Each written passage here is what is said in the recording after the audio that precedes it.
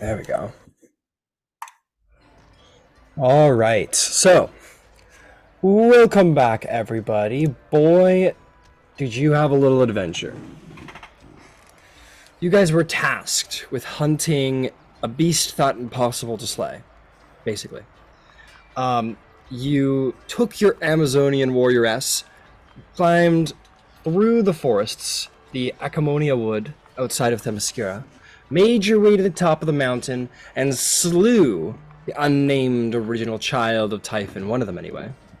A creature of literal mountainous power that you slew, claimed the heart of, put the essence of in vials, got out of there with your new rogue, who's supposed to be able to help you find the drow.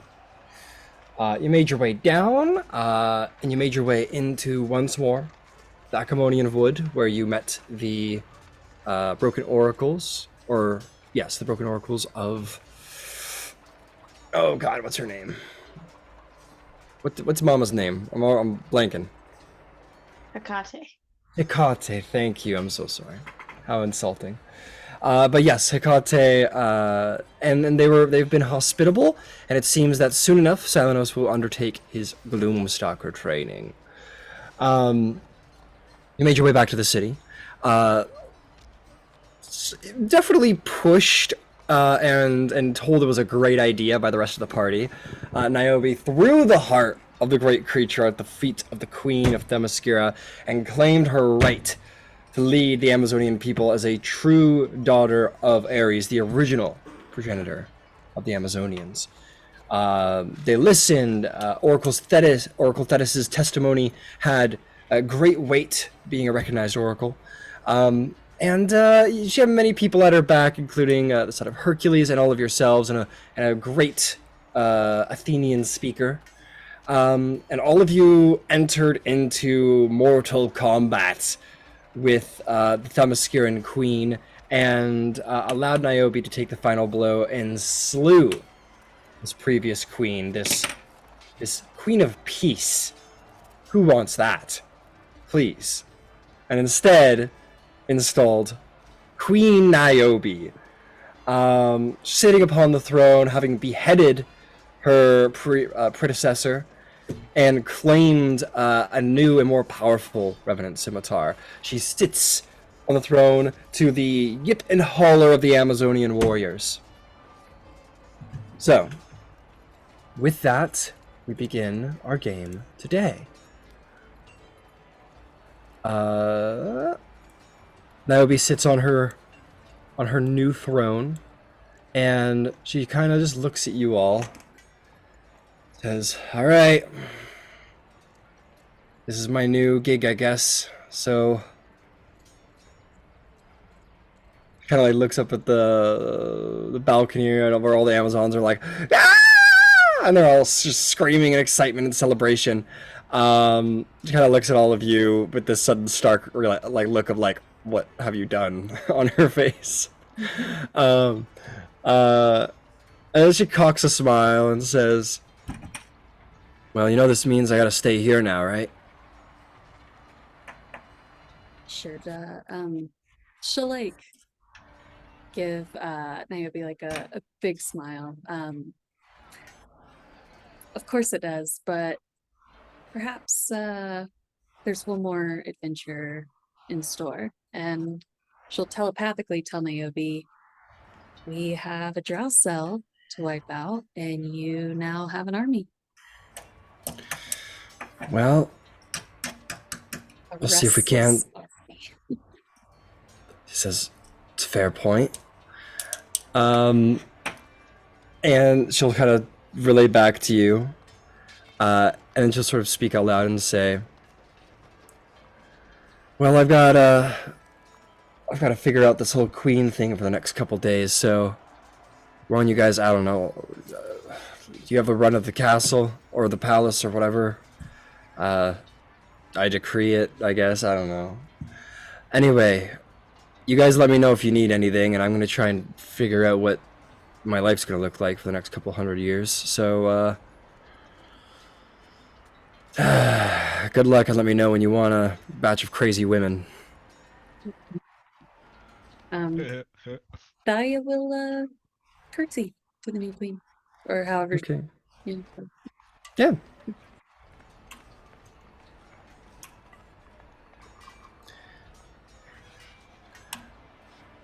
I suppose.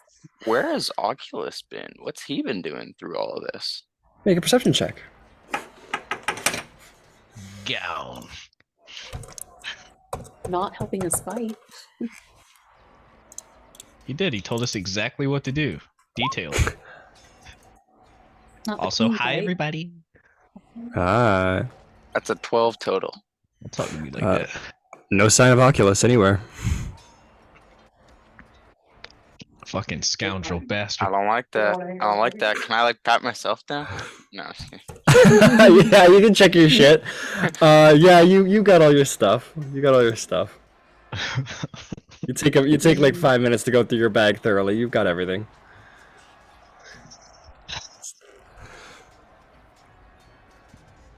But is the queen just laying there still, like the former queen? Okay. Just yeah, her body's just like laying at the foot of the throne where Niobe's Yeah. sitting, and her head's like about 10 feet that way. X-ray vision. She got any cool magic shit? You X-ray vision her. Yes is the answer. Well, the cool magic, primarily magic cool shit, maybe like a very rare item, is now wielded by Niobe, the dual-bladed scimitar that seemed to have some radiant functionality to it. Her armor is magic. Just half a second. Yeah, she is wearing a heroic cuirass. It is a +1 heroic cuirass, which is essentially the equivalent of half plate, but without disadvantage. Okay. That does bring up a question, actually. Mhm. Is Niobe's weapon a finesse weapon? It is. Okay. You want it? Yeah, I was gonna say, can I pick it up and go ask her if she would allow me to use her previous weapon? Yeah, you pick it up. You walk over to her. Why don't you make me a persuasion check?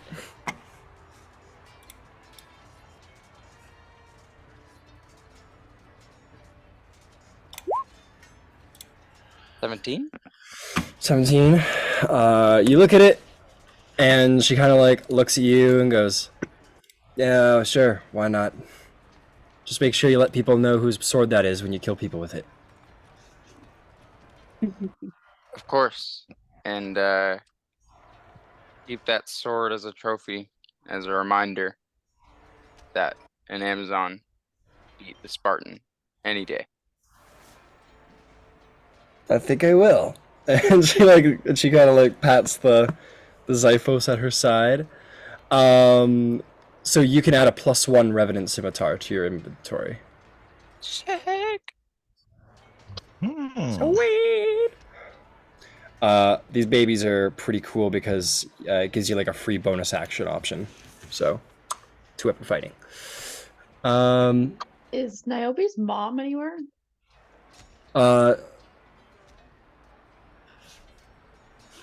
That's a good question.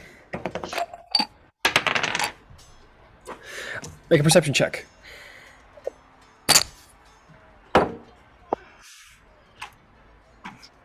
Uh, 18. 18. You look up in the balcony and you see one of the honor guards of the Amazons standing a little off to the side, sort of watching everything with a look of satisfaction about her. But definitely separate. Mom's not gonna come down and like kiss Niobe's face and give her a Good hug. job. Good job, honey. And, like you get the sense Yeah. that's not the etiquette right now. No. Okay. Cool. This is not the place for a loving mother. This is a place for a warrior. Does it seem like do I get the vibe that like this is kind of what maybe she had hoped for at some point? Like, did she kind of Oh. plan this? Maybe an insight check.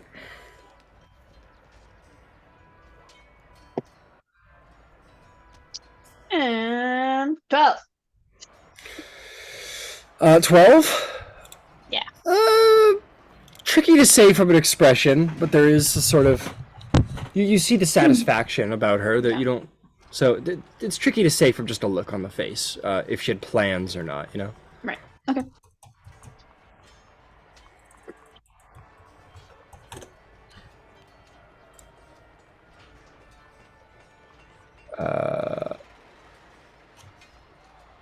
So, Silenos, you're planning to go back to the forest for a while. Yes, that's what I was gonna talk to you guys about. I think I'll need a few days at least. Will you guys come? What are we doing in the meantime? Well, admittedly, as much as I want to camp in the woods for a week, I'd rather not. I really could use a bathhouse and an actual bed. But I'd be happy to wait here with Eric's. Yeah, I think that's maybe not a bad idea. Maybe I just, this one's just me and Perseus. Yeah, and maybe we can figure out a little bit more about this drow cell we're going to keep in. We won't go without you, though, of course. Perfect. Yeah, once we've said our celebrations have been had, I'll set off. If anyone would like to come, Katara, obviously. Anyone's welcome. Yes, I would like to go back visit my children once more, but I do hope to speak with the Amazons out in the water. Hoping they have some information on how to rid me of this affliction. Which one?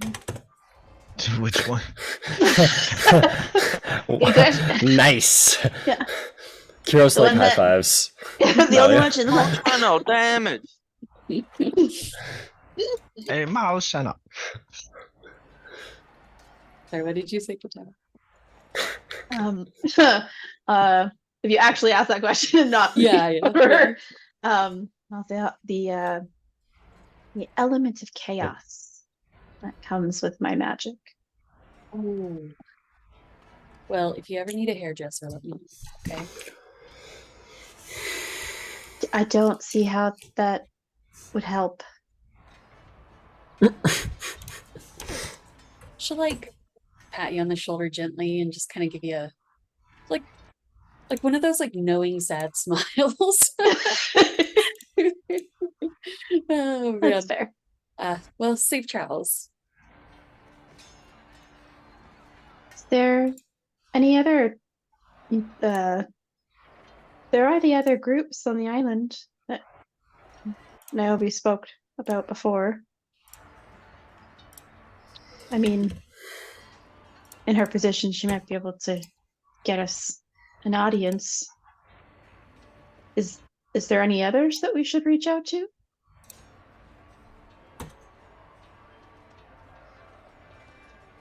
There's the... I gotta scroll up. Yeah. Yeah. Niobe, who you've been having this conversation in front Yeah. of her throne in the middle of the room, who's still sitting there. She goes, she'd say, I mean, there's tons of clans, but yeah, I got it.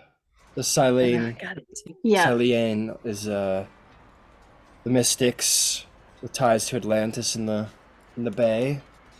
There's the Nassan clan, which are scholars and craftsmen, and the Orien, who are just sort of general rangers,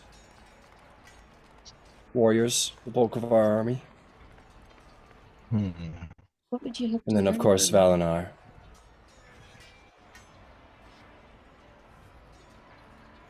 What would you hope to learn from them? Tom? Well, from what Niobe said, they have experience with more ancient magic. I don't exactly know how to rid myself of this curse of yet. Hoping they can lead me in the right direction.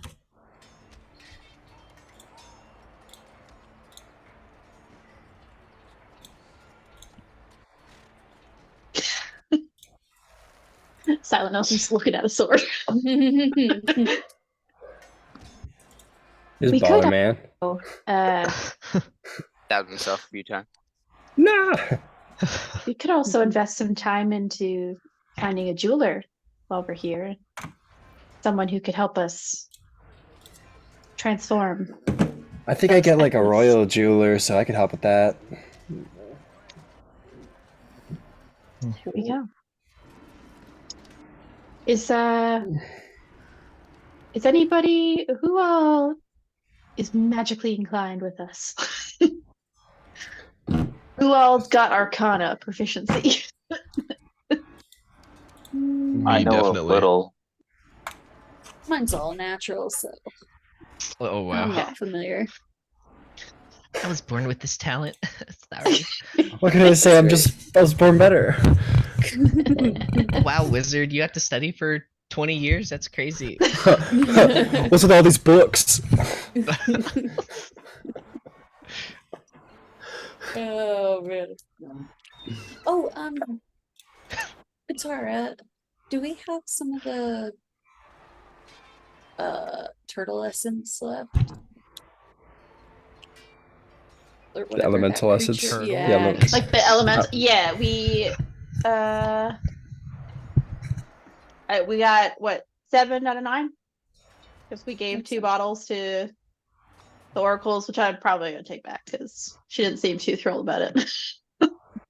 Who did you give it to? Thetis, right? You gave it to Thetis? No, we gave it to the No. creeping kid. Yeah. The creeping. Oh, Oculus? Yeah. No, No. we gave it The to little Medea. Oh, right. I As remember like now. Sorry. this could be used to protect, but I feel like we'll swap. We'll swap. Oh, here's the actual things that will help you, and let me take the other ones back and I'll transform. Sort of thing. So somewhere like stirring it into her tea right now, like. Oh, Or that's fine. She's gonna have horrible growths. I Oh think you god. mentioned that someone in their village would know what to do with those. Right? It's possible. I thought Ryan said it last. Yeah, session. there's plenty of mages in the. I don't know if they have jewelers though. No, you guys probably don't have jewelers up in there. No. So if you'd like, I can take those ingredients and try to get them made into something useful. Certainly. Are we still in like the? I'm assuming we're still surrounded by everybody. Yeah. Yeah, I think you guys are still standing like in the middle of the throne room over the Yeah. body of the queen. I might not open up the portable hole in front of like a bunch of people. Sure. I might wait until we Okay. got space, and then here's all the shit that I hide. Yeah. That sounds good. And then yeah, I guess be sure to be back by the end of the week to meet with Niobe. Is anybody interested in joining me with a journey out to the water? How When the far time out to comes? the water? Under. Under. Yes. I have a feeling that like me and water don't really mix. So I can allow you to breathe, if that helps. I think I have this spell. how Well, it's a ritual, I believe. I'm just making sure. That's the one I got. Trauma from another life, 100%. Um, it all goes in a circle. That's the Ouroboros. Yeah, that sounds like it'll end so bad for me. Yeah, sure. I'll accompany you. No Well, problem. how about I come back in 3 days? Spend some time in the woods. Okay. How long And- will- oh, sorry. I think Do you want to go your alone? training is gonna be like a week, right? Or is it less than Yeah, that? I think. Yeah, I would just say that. Think it should be about a week. I don't exactly know. I can always send Perseus or a message myself. Here, I'll take off a fingernail. If the plans change, I'll let you know. God damn.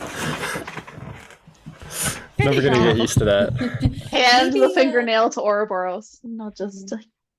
You can put it in the bag. It just I'm not a yeah. Just She does I'll it. She just take puts it in your hand. maybe But at that's least the put- affliction we work on next. What is that liquid? Why is it wet?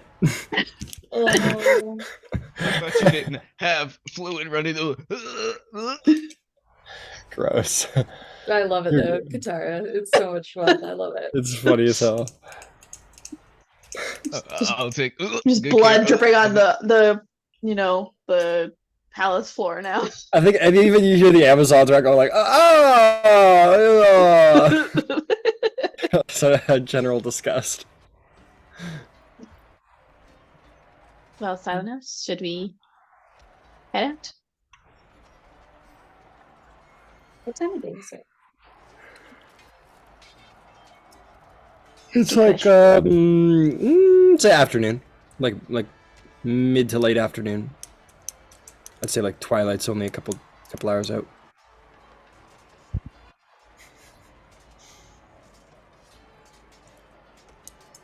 Just enough time to take a bath, and I will go try to do that. Or she'll fetch Erickson.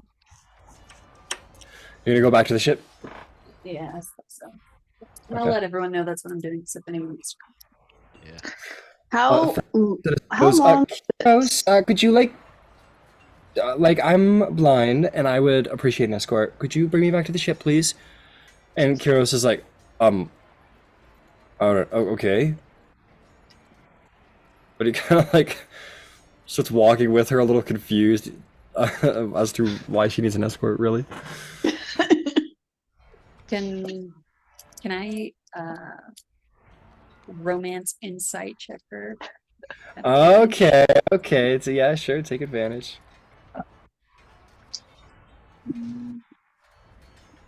Go for it. Romance. Do it. 25. Okay. You're gonna learn two things. The first is that Kyros doesn't know her very well and like isn't getting any of those vibes. It is kind of a little over the head. He's a little, I think he's a little focused more on like, why does this like ultra powerful cleric need like someone to walk her across the road? That's weird. That's kind of what's going through his head. You get that's something actually kind of peculiar about Thetis is that despite her like beauty and apparel and affiliation with Aphrodite, she's just like there's nothing there, like generally speaking, like romantically. Like with Okay. Kyros or anyone. Can I insight check why she wants a guide then? Like, I guess kind of discovering that, like, As part of that, like she's just kind of being like, I don't know, how do I put it? She's Um, joining with screwing with them, Boy. or with all of us, making fun of them. I don't think she's screwing with him. No, she's just kind of being like bougie, I guess. She's like, escort me, and he's like, okay. okay. This is kind of like I want what I want a little bit right now. That's all. Mhm. I want a Spartan warrior to protect me as I walk down the street, even though it's stupid, doesn't make sense. It's just like Yeah. he's like a purse. He's like an accessory. Cool. Got it. Yeah. Anyway, I'll take off to the ship. All right. Katara, when are you actually going under the water? Or are you going straight to the forest? I was gonna go to the forest for a few days and then return. Ah, okay. Cool. Very well. I'll say 3 days and I'll return, but if it changes, you'll hear from me. I'm sure I will, whether I like it or not. How long did it take us to get to the back from the forest? Not long. I'd say about an hour crossing the plains. Okay. Uh, yeah, I'd say about an hour. Let's go in style. I'll start ritually casting Phantom Steed.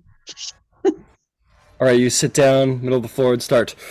Oh, see you read, and everyone's like, ah, and everyone gives you a wide berth and generally looks dismayed. But Niobe just kind of is like, it's okay, it's fine, and it's fine. Yeah. And then, yep, I'll get up and then hold the hand out to Silenos. The bloody hand with the fingernail gone. Yeah, chip.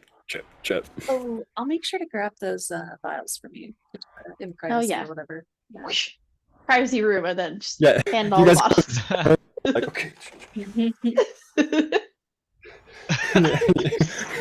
Yeah. Deal Is out this a some drug fucking. deal? Yeah, it's like a drug deal. Everyone's like, Random everyone thinks vials Katara's a of little green essence, not even yeah, a little liquid. glowing yellow vial. Yes. Everyone thinks Katara's the most sketchy fucking person in this instance. Sorry. The way I like it. I'm gonna mute. Anyway. Yeah, and then if Silenos hops on the Phantom Steed, we will head out. All right. You At two spring lightning astride mounted steed and ride out of there, and everyone's 100 feet. 100 foot speed. Everyone lets out a sigh of relief as the scariest person Greece leaves. Many gods who are slightly creepier, but they are not here. Anyway, you go tearing off across the plains on your super speedy horse with Silenos astride. What about Captain Gyasi and Ouroboros? Do you two have immediate plans? My immediate plan is to approach the throne, look at Niobe. Well done.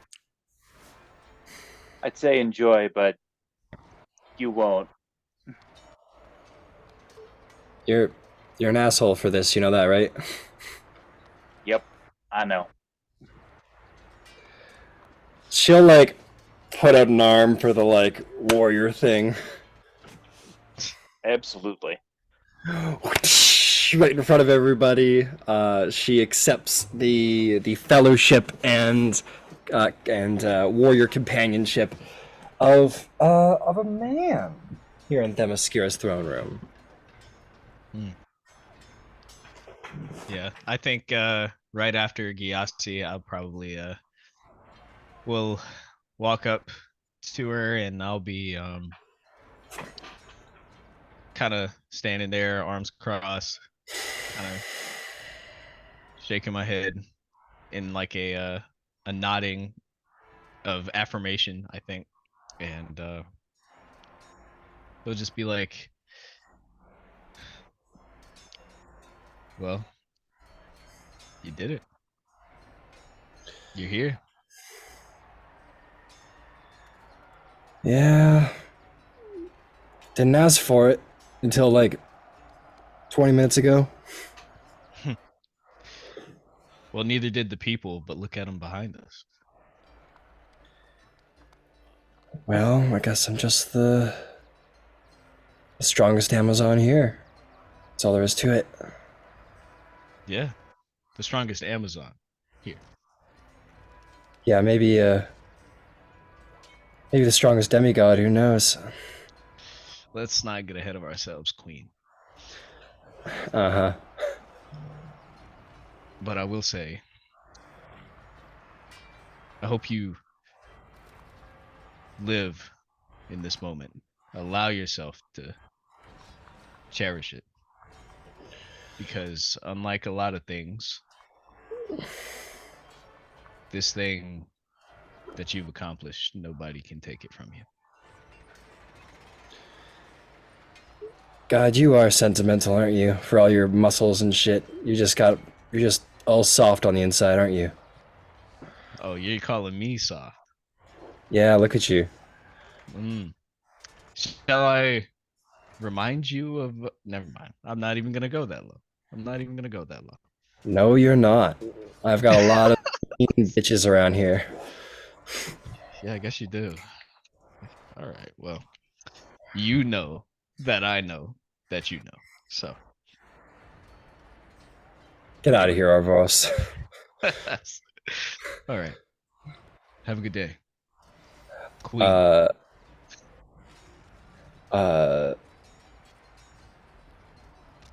She goes, as you're like walking out, she goes, hey.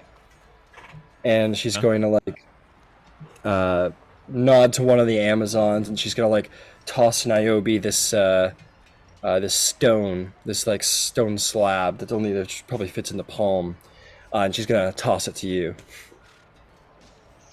I catch it.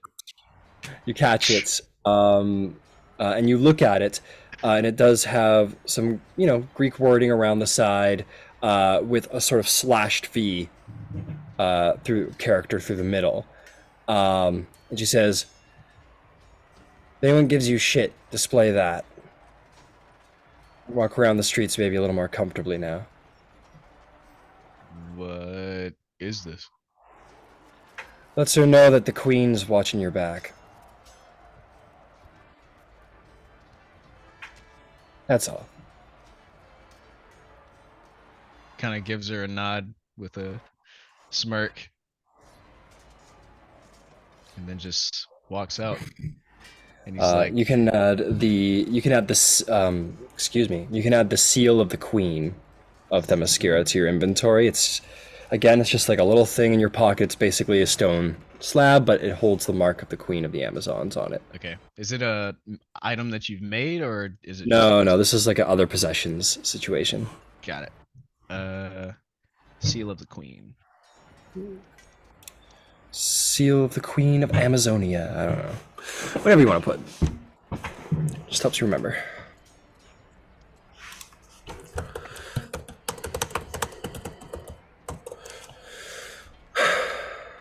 I'll be in town until everybody comes back. Just so you know. And then he'll go out into the town, and I think you'll have a brew or two. All right, you go in and you'll get yourself a brew. Mark off 4 copper for every brew you like to have. All right, 400 and no. Yeah. 100 brews. I'll do 10 brews. 10 brews, all right. 40 copper. Nice. Okay. Fantastic. So, why don't we stick with, you get back to your room just fine, and a bath is drawn, and you may go to your bath with ease. Not much to do there, roleplay wise, unfortunately. Where did you say you were heading, Yossi? I'm headed back to the ship as well.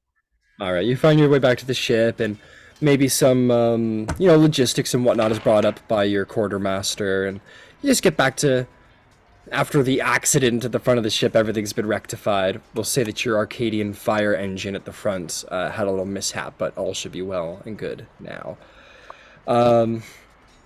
Ouroboros, you get your brews, you go drinking. You don't get a ton of tension still. Like, if anyone comes up and tries to like bully you, basically, you can display your thing and they'll just leave you alone. But it's still a lonely place for a man such as yourself, unfortunately. Yeah. You do get looks from around the bar of like you know, like warrior women sitting there like looking at you like this, and you can't tell if they want to kill you or they want to like eat dinner. Yeah.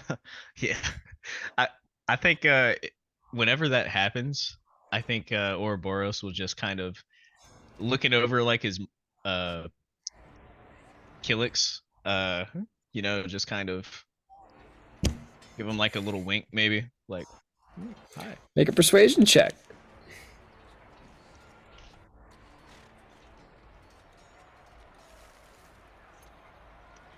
Oh fuck no. Inspiration. All right. Okay, that's a bit better. 21. 21. Throughout the night, well, first thing that happens is this one woman comes up to you. The side of her hair is braided back. She's bigger than most of the women here and just built. Oh, dear. This woman, like, she should have like a hammer or a great club in her hand or something like that. She's just built big. She's got like long black hair to the side, and she's just wearing sort of like a simple sort of tunic that definitely has the signs of like, you know, she was wearing armor earlier today, but it's a little bit less equipped now. She goes to your table and she says, "You, man, you have, I hear the blood of gods in your veins."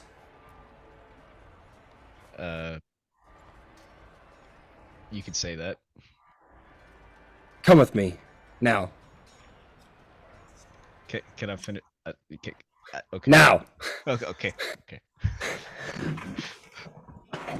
And she like walks you like basically around the back of the tavern to where there's like a little stabling, and she points to like a bale of hay. She says, "Lay down, you shall bear me a son. No, a daughter. You'll bear me a daughter." How do you know it's gonna be a daughter? "It will be a daughter if the gods know what's good. Now lay down." If you say so. She like Spartan kicks you over. and just like sits on top of you, like grabs you by the neck and just it has her way with you. Oh, incredible. Be gentle. It's been a while. Slaps you in the face and she says, "Shut up." Oh my god. Be gentle. Okay, roll me a Constitution saving throw. Oh shit. Oh, hold up. I think my Wi-Fi is fucking me. Okay. Now you're confused. Yeah. Not the Wi-Fi that's fucking you. Oh, yeah, true. Okay, am I Butter. good? Okay, cool. Alrighty. What do you need? Con save. Start with a perception. What are you perceiving? He's gonna find it, right? Yeah. This is what it is, right? This is. Pretty sure this is the right one. Oh, sorry. Cool. Fuck Wi-Fi. My God. Roll me a con save. Sorry. I'm not gonna last very long. God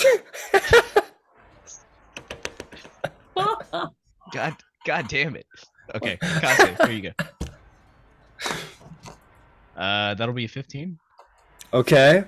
Now roll me an athletics, acrobatics, or performance check. I'm not gonna rage at any part of this, but if she keeps on slapping me, I might not have a choice. She only slaps when you speak. Oh, this is wonderful. I didn't roll that great. Only if you try and form sentences is all. Like single words are fine, it seems. Ooga, no, Yeah, but, she's 17. okay with that. 17. She's got like your legs up and Oh my god! I've heard of this position. They invented it. Yeah. Anyway. Oh my Anyway, yes, you managed to satisfy her, and more important to the task at hand, she manages to beat your con save, and all of the tools required, all the ritual that needed to happen to produce a child occurs. And then the moment that she's done, she gets up and walks away. Wow. I think he just like has a moment like just laying there naked on the hay. On the hay. And you can't help but he's feel a like- little used in this moment. It's like And I now you'll think he, go like- back for the other 20 pints to bring yourself back up to level. yeah, exactly. I think he like in that moment he's just laying there, maybe huffing. Although maybe she did all the work, I don't know. But and this is what it's like to be a fuck. Oh my god, that's so funny. I think he lays there and he kind of like he feels like maybe that used feeling, but he's never felt that before. So I think he like pulls some of the hay over himself a little bit, like the covers. He's like, what? No. What the fuck am I doing? All right. It's it's mutual. It's mutual. You're killing me, man. All right. Yeah, she cared about me. This is emotional. This is... She had a good time. I had a good time. Yeah. I had a good time. It was Try to convince yourself. yeah. That Oh, was man. that was a good experience. I swear. All right. One of the horses like looks at you. It's like, don't nah.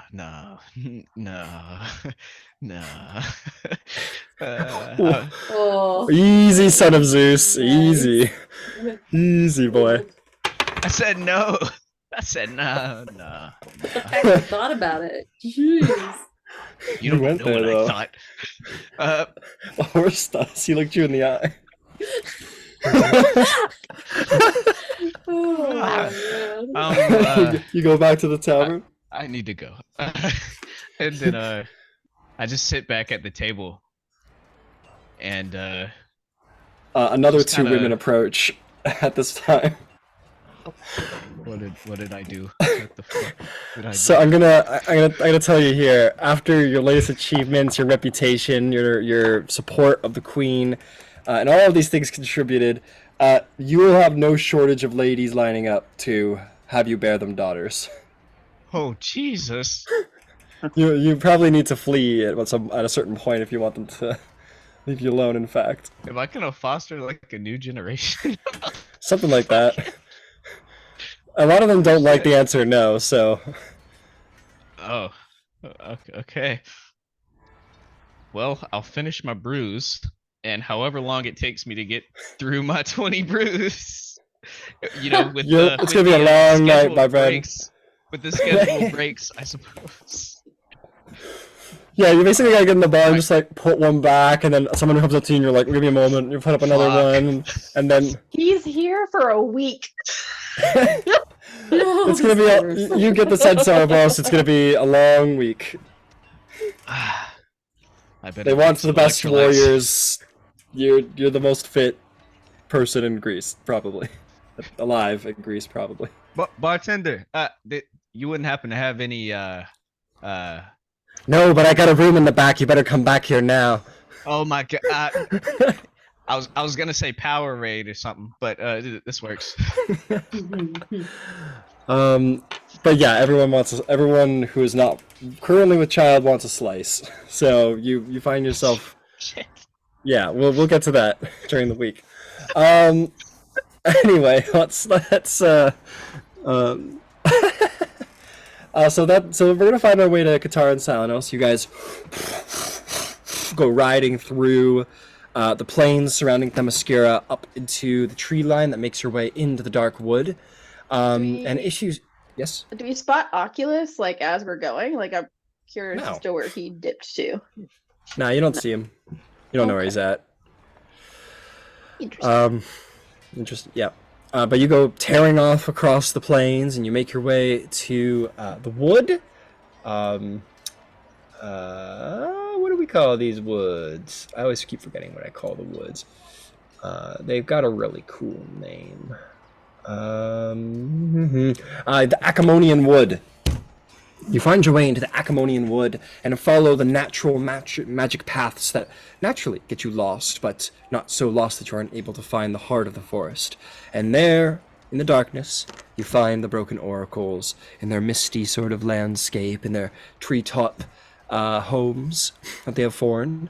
Kane is happy to find you both places to stay. Welcome back. It's so good to see you. You'll be here for a little while longer, hopefully. Fine. Well, please come here, over here, and we'll be like, does you have enough pillows? And we'll just make sure that you guys are nice and set up. And say, let me know if you need anything for your rooms. Make yourselves at home. Yeah, and sure enough, Silenos sort of standing on the roof, looking down at you, you will see the small drow girl, who just looks at you and says, so you're back?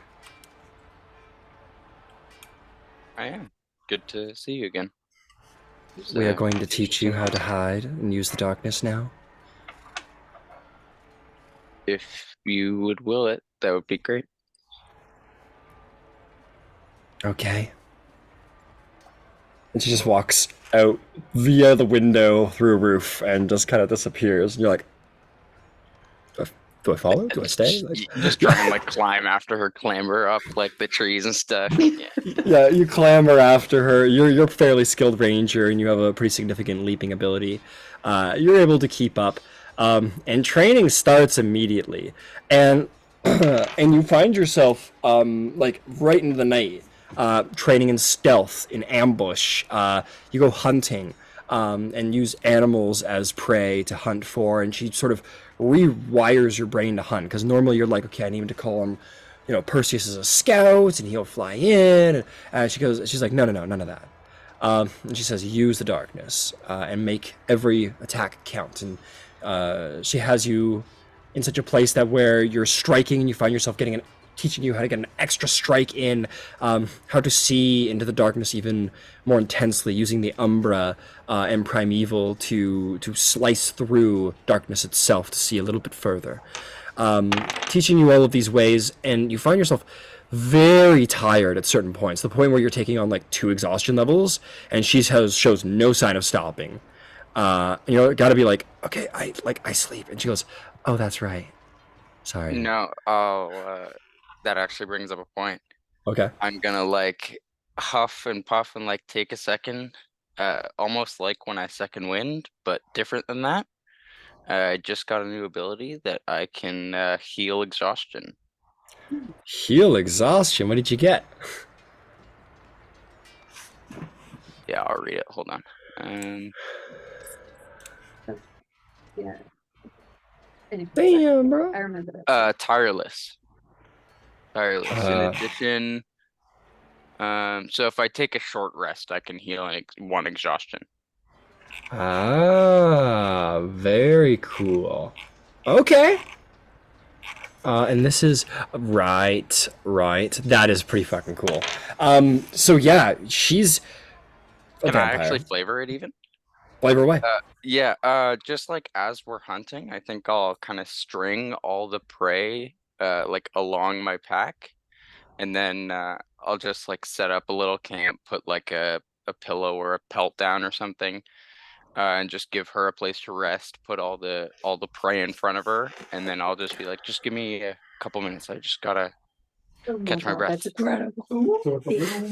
And yeah, just take that short rest and let her feed on the prey. All right. Yep, she just and you're like giving her a place to rest and everything. She's so strange because she like doesn't feel exhaustion, so she just kind of like, she never sits down, and it's like, Or your legs not fucking tired. But she just kind of stands there and she just sort of like nods at you, and you go off and do some mortal thing in her eyes. But yeah, you string up the prey, you take the short rest, and I imagine almost in order to do this, you find yourself pushing yourself to the brink of your ability, and it's sort of almost in like a Jedi kind of way, like Star Killer sort of situation. You, not the Force, but just the essence of the primeval, the energy in nature itself. You find yourself leaning against a tree and focusing in on nature, the roots, the dirt, the leaves, and all of the life around you, and you lend some of its recycling power into yourself to recycle that exhaustion away from you and let you continue forth. You feel that tiredness, your eyes sag, and you feel like you could fall over at any minute, but something just keeps you going. By the power of your ranger abilities, you just keep going.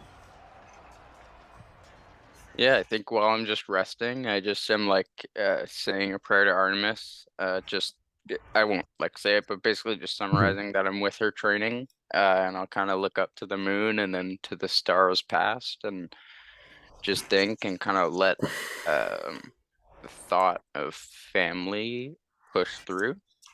And then as soon as I'm good to go, I'll just go up to her and say, sorry, let's continue. I don't want to stop.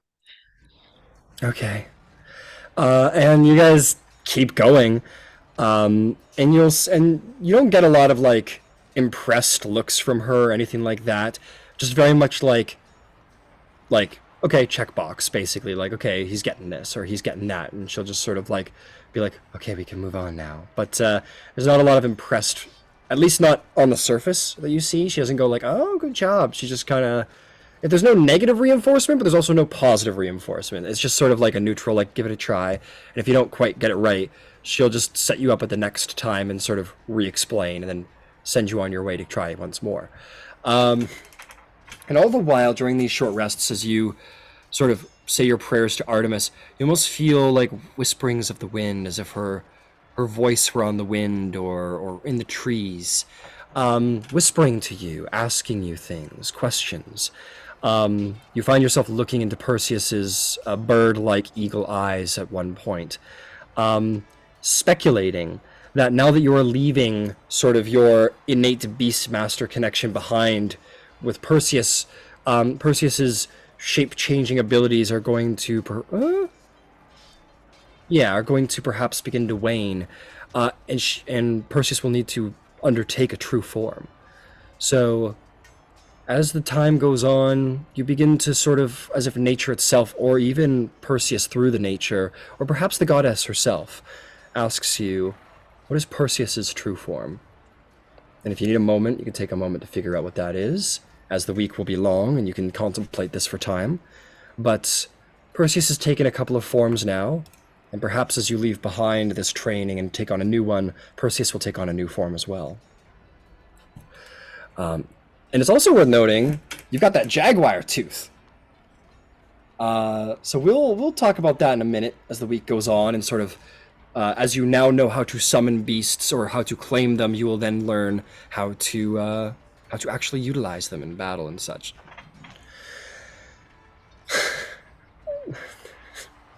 Well, we'll see if we can manage that. All right. And as for Katara, you are set up, and you are set up in like, Cain just like gives you his comb, which is like the nicest one. And he's like, please, mother, I insist. You are a wonderful mother, and the people should know and revere you for your holiness. Ah. Yeah, I think like my plan is mostly just to hang out. I assume I don't get to go there that often, so sort of just spend time with all the arrivals and those I haven't really gotten a chance to see. And gonna work on some spells and stuff. Fantastic. Here. Yeah. Okay, so if that's the case, let's just go to downtime. Let's go to downtime as you guys all put away that first day of celebration separately. Let's go around and figure out what everyone's doing. So, Silenos, you're in training. I want to try something here. here. Do we long rest? Yep, long rest, easy long rest. You're gonna get a couple, in fact. Oh, actually, before we go to long rest, Be it fun. something else is going to happen.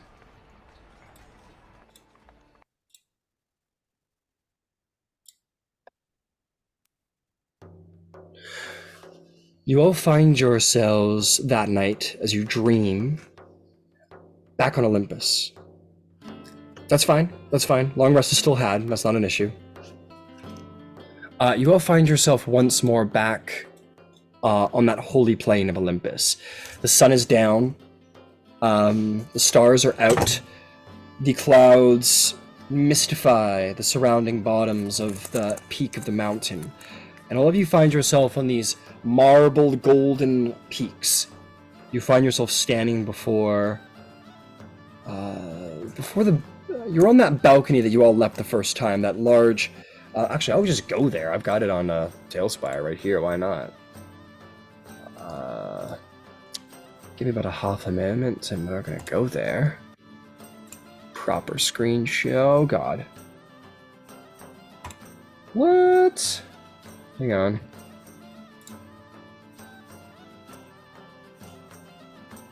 Okay. Here. Okay, maybe I'm not going to be able to do that. Getting some fallback from Tailspire right now. Oops. Either way, you find yourself here in Olympus on the sort of garden balcony outside of the throne room that you've all stood before, looking out over the lands of Greece. You can see way off in the distance past the Aegean on the far side shorelines of the Asian Minor, deep, deep, deep near towards the horizon.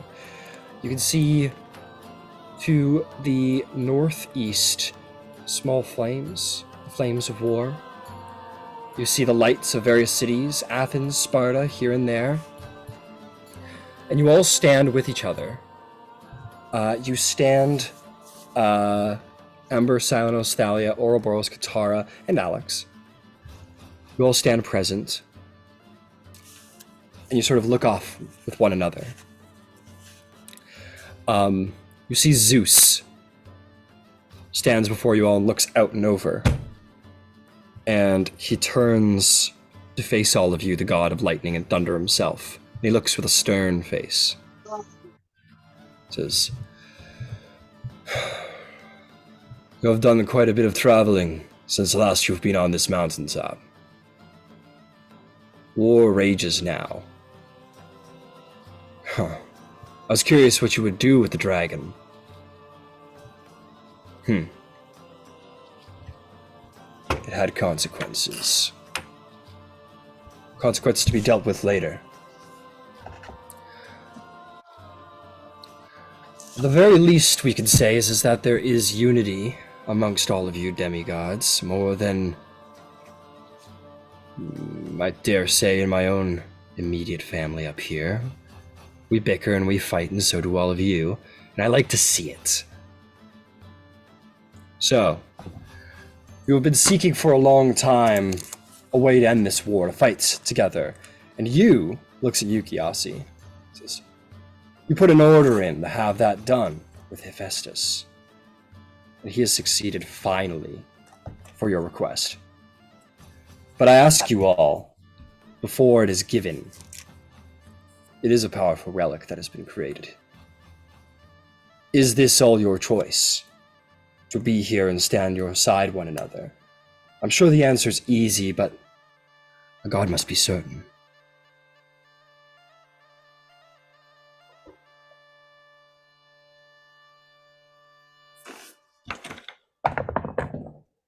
Daya will say without hesitation, despite my long pause, I found my purpose and it's here alongside you. And she'll do a curtsy or whatever.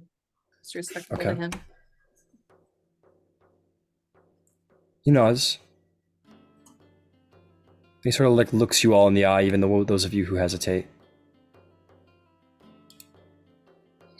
I see.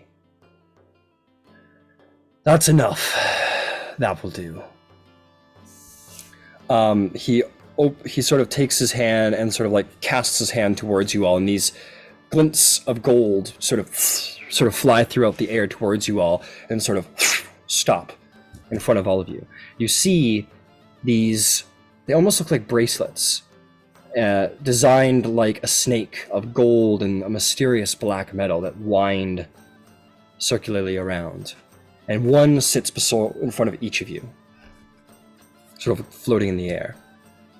It says, "Luck and vengeance, huh?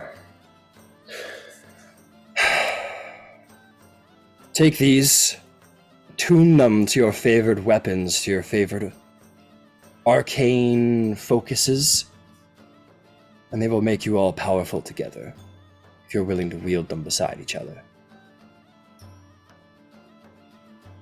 Take them and go, and we will see one another soon. Hunt these drow, so that we might be done with them."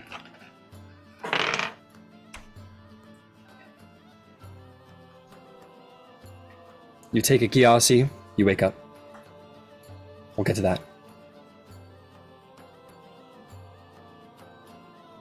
Does everyone accept? Yep. Dahlia, you take it, you wake almost instantaneously. I'm trying to recall the conversation that we had when this all began, and that there was discussion about the fact that if the drow chose to leave whatever her name's influence, Arachne, that they could be, like, if they were willing to, that they could be spared. Right? If they had left the Greek lands forever and ever, and ran with their tail between their legs, that'd be probably called a victory by the god of wisdom. Okay. So I think I thought it was like, I had tried to, at the time, knowing that Medea was, with Hecate, that if they could be swayed, if that was an alternate option. You could, you find yourself in this dreamscape, and you could try and confront that now, but if this would probably be something of like a religious contemplation, where you could pray and hopefully a god would answer your prayer. Like, right. May Medea be saved, does she need die, for she's a drow, and blah blah blah, and see if someone will answer your prayer. I wouldn't be taking the bracelet if it was all drow, because she's not gonna do that. Okay. So what do you do? So I'll just look at it and then look at Zeus, I suppose. Is it that they all must die? It seems a pity to waste those who might be taught in a new way. Those that might embrace another path. Those that have already embraced. Silenos will step up with Katara. Make a persuasion check, Katara, with advantage, because Silenos has your back. Okie dokie.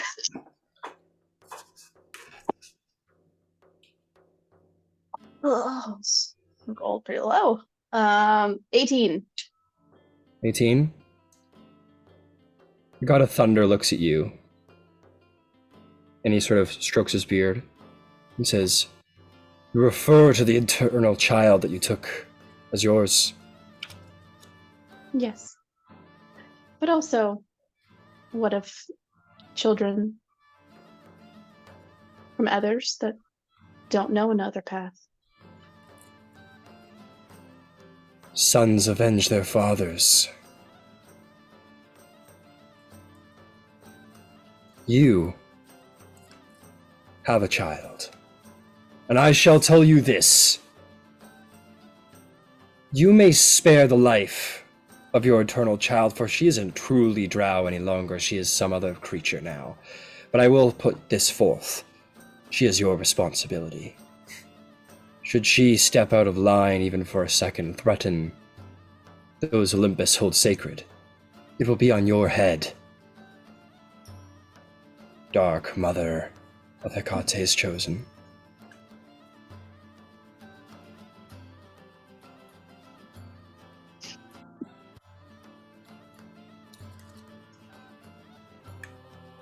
And if they choose to leave, if I'm able to open a door to another plane,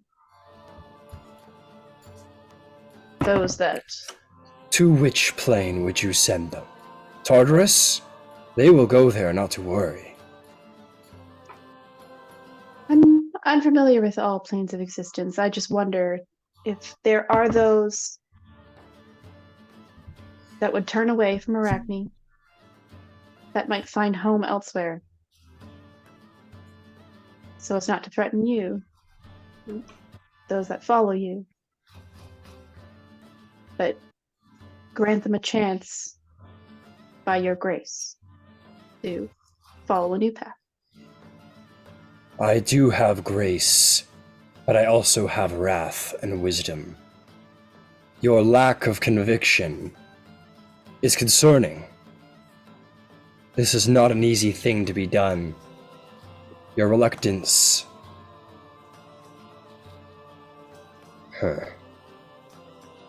I don't take kindly to those that murder children, as I was one myself. Then you should kill the drow. You think them innocent in this war? You think I that they don't have know not them yet. slaughtered innocents? Maybe speak to your friends about the evils they've committed before their very eyes. Looks at you, Sanos, or have you forgotten?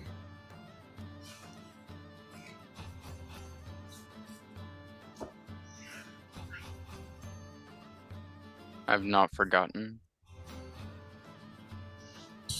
However, there are those who remain innocent,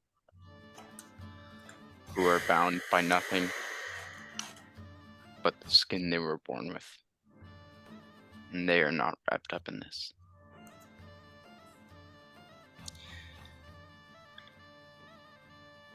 If you do not have the spine to do what is needed to be done in war, I suggest you go hunt somewhere else, Satyr. You as well. Perhaps the battlefield is not a place for mothers. Make your decisions, but do not do it on this mountain. Do not follow these warriors with conviction and valor and the courage to do what must be done and break their faith. Take your doubts and go somewhere else. Take these jewels as a sign of your bond to your fellow demigods.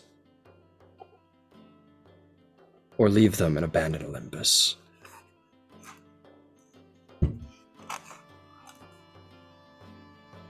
I think she's just gonna try to reach out to Hecate and see if she'll offer some nudge of what to do.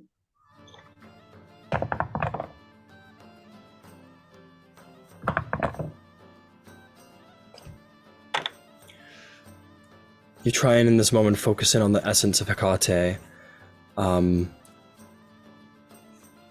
You do not feel her here in this moment.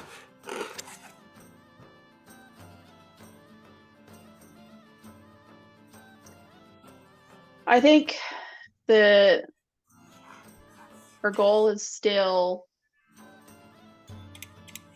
she still wants to kill her mom, and she knows that this is sort of the path that'll lead her there. So she'll take it. She's still hesitant about this whole such a focused path of like no alternate. Okay. And You she's just accept gonna the take jewel? it, but think about her mother and see, if maybe Hecate will send a sign. Fair enough. So you take the jewel and you will see if Hecate will send you a sign. You take the jewel and you will awaken as well. Silenos.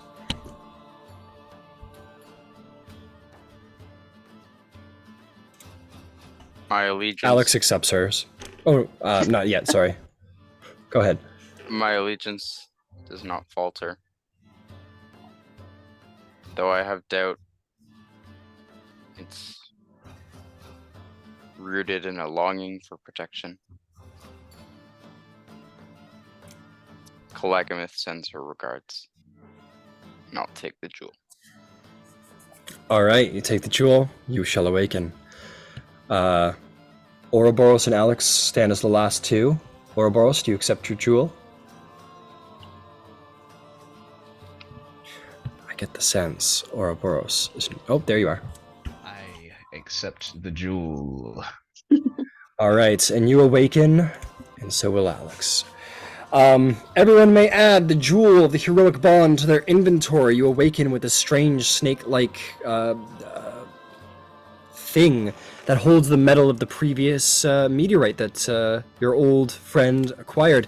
Essentially how it works is that it attunes to a weapon or magic focus of your choice. It grants a +1 to all saving throws while on your person. While wielded, you may choose between two abilities, and you can do them once a day each. You basically get a free luck point, and you also get the ability to, as a reaction, take an attack at an enemy who has damaged another member of your party who wields and is attuned to the heroic jewel. So.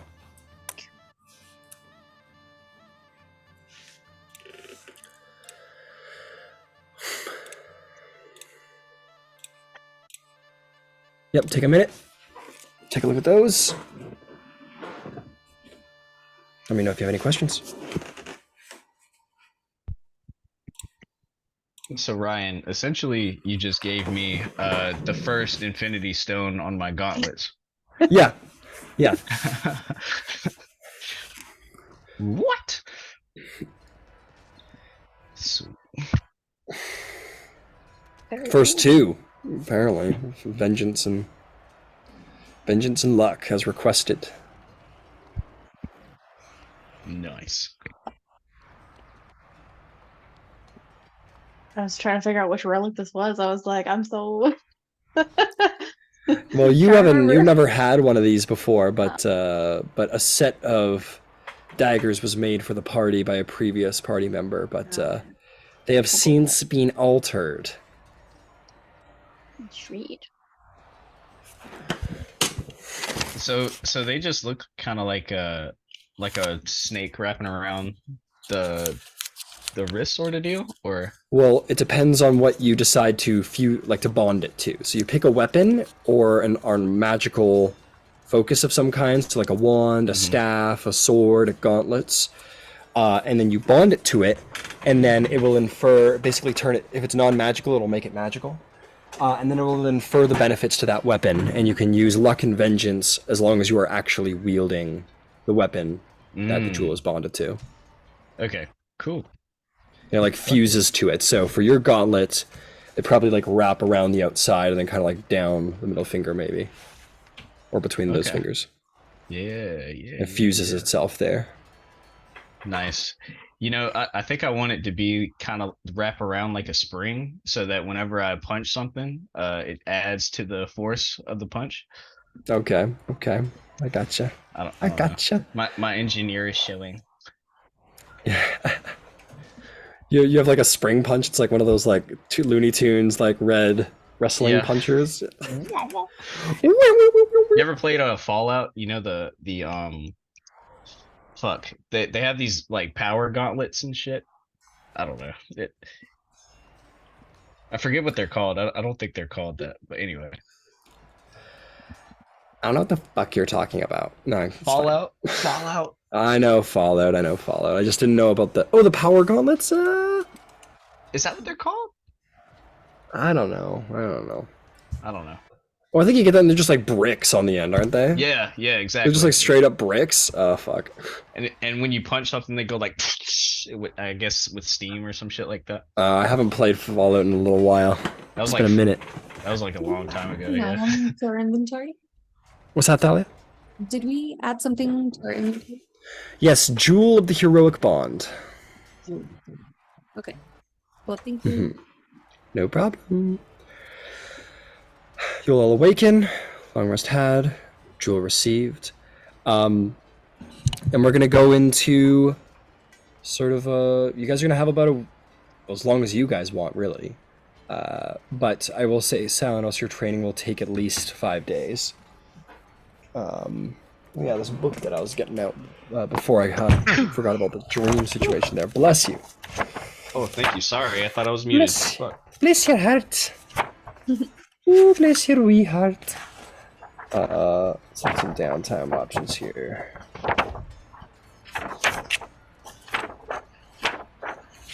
All right. What is your intelligence modifier, Salanos?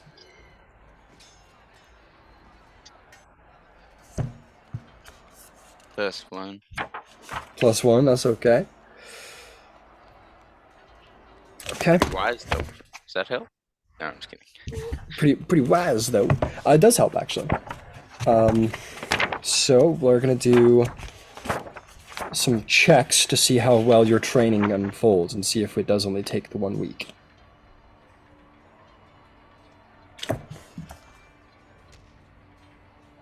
First thing we're gonna do is see if there's any complications with your training. Does Medea get a little too hungry? Nope, she does not. I'm just kidding. That was just a joke. Okay, let's see here. Bombastic side eye. Bombastic. Okay. Okay, I'm gonna need you to make me some checks, Salanos. First of which is a survival check. I'm gonna roll physical just because it feels cooler. Hell yeah, do it. Oh, should not have. Natural 2 on the dice comes 15. 15, understood. Okay, spiral. Next I'm gonna need an acrobatics check. Or no, stealth check. Sorry, I take it back. Stealth check. That's more what we're up to right now.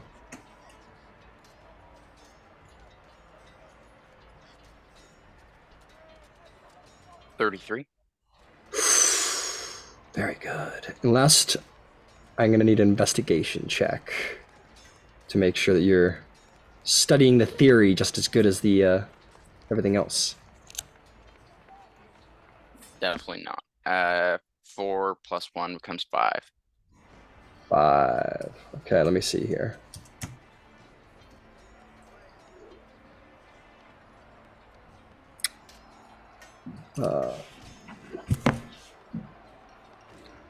Doing this a little funky.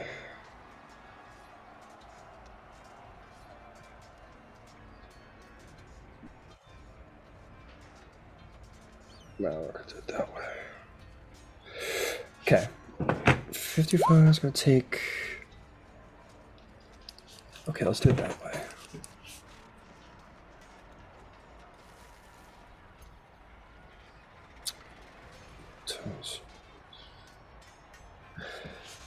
Okay, it will take you the week. You roll well enough that it's not going to take any extra weeks. Maybe you're like struggling with the theory, but it's quickly adapted.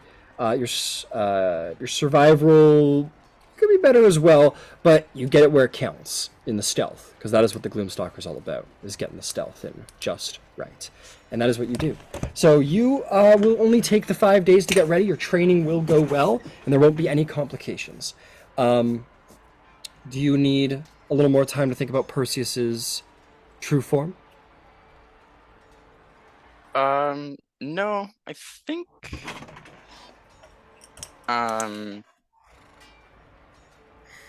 here's maybe a bit of a curveball. Can I try and through like prayer, like even like a ranger ritual I would try and set up, like dispel Perseus, like in his form. Okay. Or like send him away. Okay. And then pull out the tooth that I got and kind of try and say a prayer, and then thinking about all the times that he's been able to not only protect me but protect everyone else. And kind of, I don't know, through like just my ranger stuff, primeval stuff, Mhm. try and fuse his essence into this too. Okay. Very interesting. It's not possible. Uh, Options. so through sort of the whispers of Artemis, maybe in your dreams, maybe in the wind itself, it will tell you that Perseus will always be bound to this tooth. Well, why don't you tell me this? What are you trying to do exactly? Because you want to bind, you want to like suck. Perseus's soul to the jaguar's body. Like, 'cause I imagine that's like a separate entity Oh. itself. Well, you have two teeth on your person right now. You have the wolven tooth that Artemis pulled from Perseus, and then you have the jaguar tooth that you pulled. But as for binding Perseus to the jaguar, it doesn't seem to be possible, for his soul is already bound to that one. The jaguar's soul is already bound to that one. Gotcha. Okay. And you would be told that that's because you have the jaguar tooth. Like, you'll choose what Perseus's form is. So if you pick the wolf, you'll have the ability to like summon Perseus as a wolf, dismiss Perseus, and then summon the jaguar. So you have beasts at your disposal now. Gotcha. Okay. Then I will actually kind of just imagine the massive bird of prey. But again, less, I think, as I become more not animalistic, but more into fighting and I guess just stronger and stuff. He would kind of take on more of like the bird of prey rather than like the bird of speed. Like much longer talons, the big stocky like eagle legs, like the point eyes on the side, not on the front, and then a sharp grayish brown beak. Very The nice, very silver nice. wings. All right, understood. It's going to take the form of a dangerous bird of prey, much like an eagle. I'm just gonna check something here. I want to make sure we're getting it just right.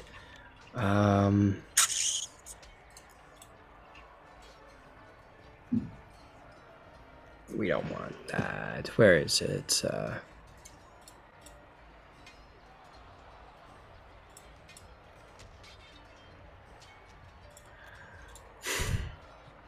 Okay, you choose this bird of prey form.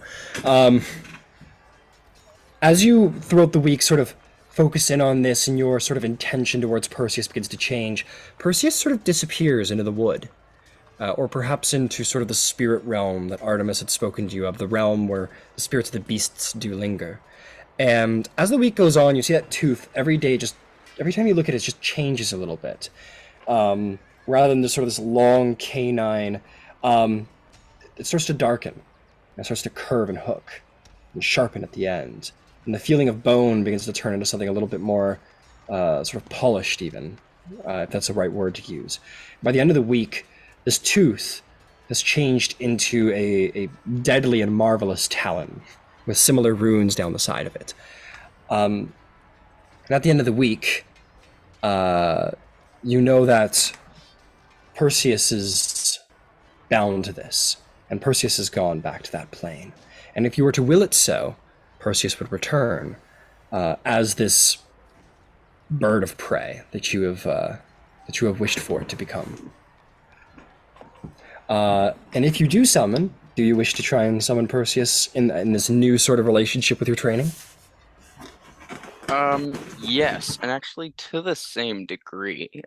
I would like to try and summon forth this jaguar as well. Yes. And this again, same thing, just flavoring it a little bit. I think as opposed to like the yellow cat, I think it'll come out more like panther-esque. Able like with the dark coat, dark brown coat, able to like stalk with me as well. Less of like a savanna, more of like a forested area kind of thing. All right. But yeah, I'll call forth both of them. And All right. Give me a half a moment here. I'm gonna check something. You should make it woodland camo, Marpat, courtesy of the United States Marine Corps. Forest DD Pat.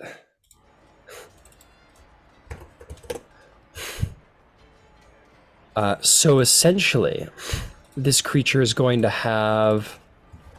I need to adjust them to work with what you got going on. But this jaguar is going to have the stat block of a lion. And as it appears, it will appear, unfortunately, like it was before. Its soul is the creature. Perseus is a little more malleable because it is a spirit that's been summoned to your side, and malleable because of your Beastmaster abilities. So it will be as it is. This jaguar does appear again, though differently. It still is the sort of savanna yellow with the sort of black and red spots. But you notice that the black and red spots definitely take onto a more sort of mythic design to the back. They're not just sort of like random splots across the pelt. They are sort of adapted more sleek, more giving off a presence of something a little more mythical than just any old creature of the wild. And it looks at you with a greater intelligence than it did before. So I will take some time, maybe at break here, and I'm going to quickly bust out those 2 stat blocks for you, so that you may add them to your sheet for whatever happens next. But for now, you have a jaguar, and I am going to adjust the stat blocks to fit your level as well, so that they're still useful. But basically, the jaguar is going to be an enhanced lion stat block, and Perseus is going to have an enhanced bloodhawk stat block. Ooh, very cool. So those are the 2 stat blocks that I'm going to be using. Okay, and at the end of the week, you have been training hard, literally sleeplessly training, and we'll say your vision takes place during your meditation in the primeval and such, not a true long rest. But by then you learn the powers of ambush. You learn how to be ready and on the job at any moment, where your perception is so precise that should an initiative come up, you are on the job. You learn how to get that extra strike in when the first initial threats of combat appear. Your mind becomes like steel, and you have the greatest fury of a stalker that has ever been known to walk this plane. And you have learned how to use the magic and the disciplines of this dark conclave of Ranger. And you are now a Gloomstalker. And may to change your subclass. Nice. Congratulations. And I will adjust your guys very soon. Does he look any different? Do you think Salanos looks any different? Salanos? He's edgelord now. Yes. He's got eyeshadow as fuck. How's it comb over? Yeah. The Batman. He's the Batman. No, I don't. Robert Pattinson. Ew. I don't think he would be much different. He might be like the pack might be slimmed down a bit. Like you might notice more like moss to help it kind of camouflage. You might notice like on his legs, using a new ability he has, hide in plain sight. He'll kind of like have camouflage constantly all over his legs, and just an ability to kind of blend in to the natural surrounding and use not only darkness, but just the ability to not be seen, regardless of the time. And yeah.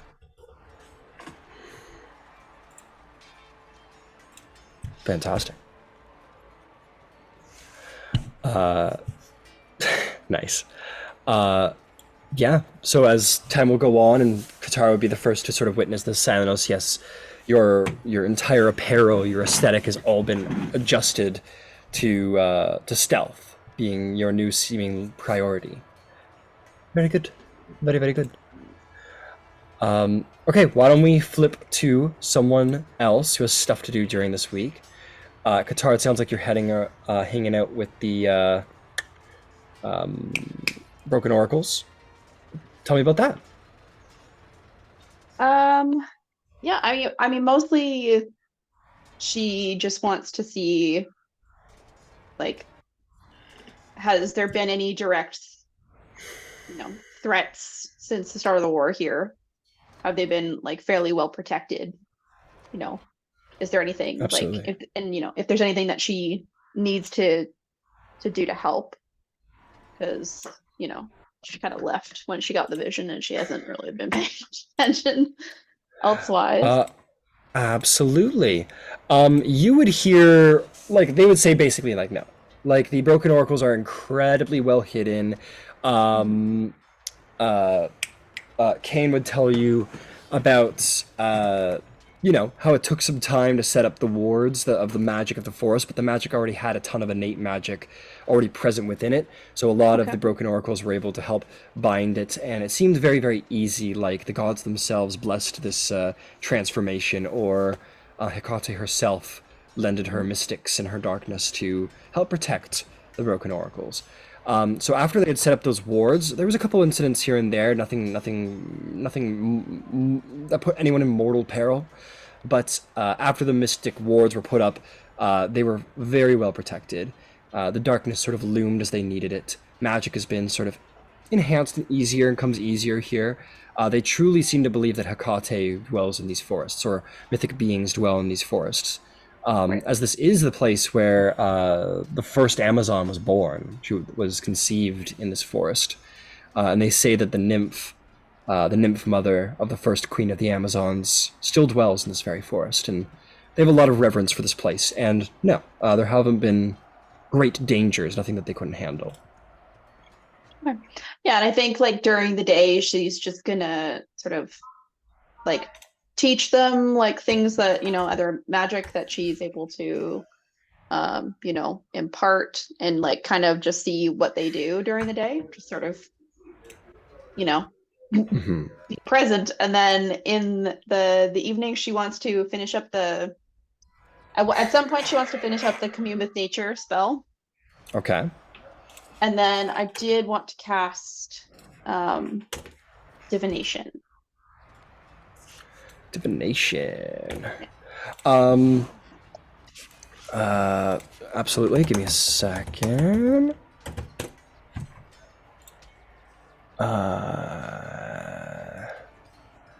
Intelligence, piece of information, or also research intelligence, information location. So I'm just trying to check something really quick before I get to that.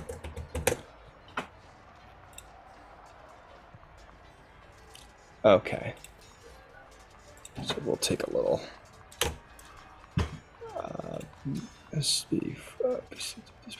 Okay, so we can't do that.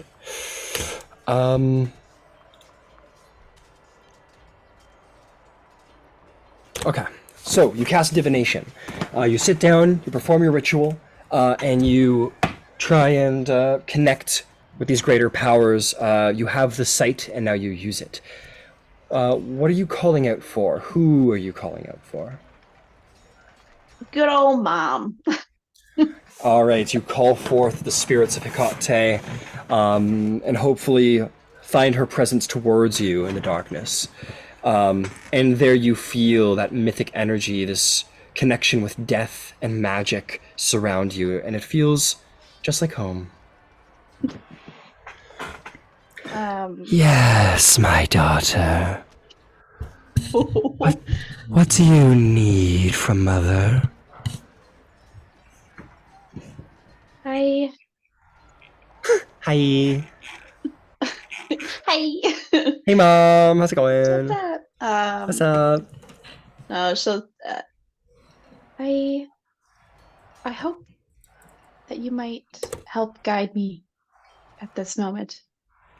The gods wish us down a narrowed path. Is it your will that I follow through with Athena's plan?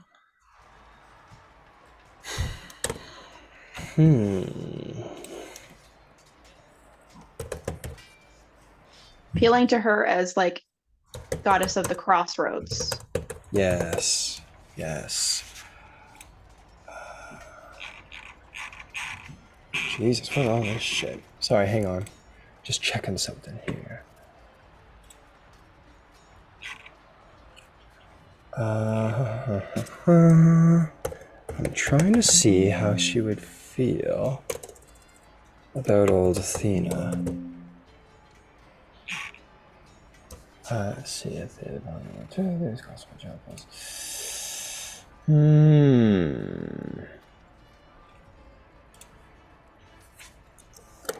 Trying to get an answer for you, sorry. Trying to get an accurate one.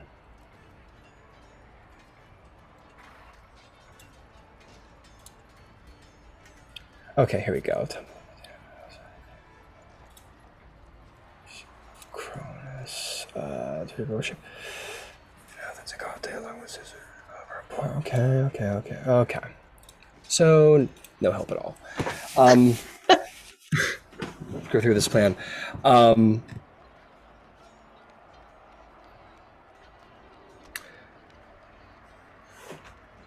Hecate will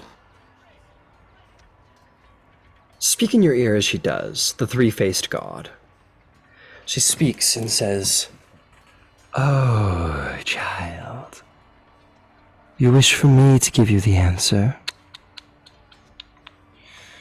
I reside in such a place that no Olympian can touch me. I exist outside of the natural order of the Olympians when I wish to be. My only master is Hades himself, and we get along just fine. You must pick your allies, Katara. You must pick your enemies as well. You have a path before you. Faithfulness to Olympus. Altruism in the face of war. You do indeed have a crossroads before you. I wonder what you'll pick. Will you pick the death of all drow? Will you pick and choose, or will you walk away entirely? So many roads to walk. But know, whatever road you walk, and however many times a god may smite you down for your impetulance, or whatever curse befalls you, Mother loves you dearly, and will welcome you home one day, regardless." Is it possible then that those that presently follow Arachne can be guided down an alternate path? All have a path to choose, and anyone who says there is no choice is a fool. There is always a choice. However, some are more difficult to walk than others, and some choices have been made for them. For example, the Inquisitor has made a choice for her people much like Arachne has. They have chosen to hate Olympus. Arachne has chosen her hatred for all of her children, and they follow her. Breaking their minds from this path would be a difficult choice, be a difficult one to execute. And in the harborings of this war, I can understand the goddess of wisdom. She wishes for less enemies on the board, for we are at war. But you, Katara, you, my daughter, you are your own person.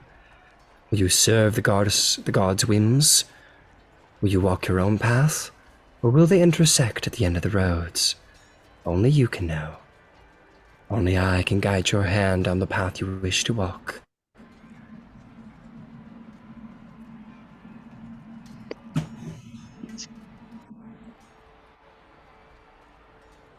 If I were to follow a new path away from this, would my children be safe? Your followers, would they be safe from the god's wrath? No. How many questions you get with divination? I get 3. Normally there's just 1. Okay. That will be your third. Says no. There are consequences to every path you walk. No one is safe from the wrath of the gods. And faith to Olympus decides where they live in eternity thereafter. Just as Arachne has chosen a path for her children, so must you. And with that, you feel the connection to Hecate vanish. Who's the Inquisitor? We haven't heard that before, right? You haven't. Okay. Make me, I'll tell you what, make me a history check. You've been wandering around with these people for a while longer, that you might have learned something. You might have learned something about this individual. 6. Big ol' 6. Who the fuck is the Inquisitor? What is she talking about? Yeah. Okay.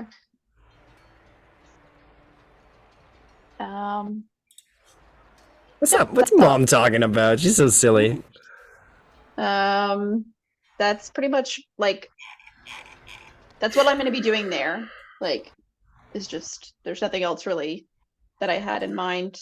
I might try to scry on Oculus at some point because I'm Fair curious enough. as to what he's up to. Understood. But that's all I'm going to do at the Broken Oracles. Got it. Got it. Let's see. Just a moment. It's gonna be.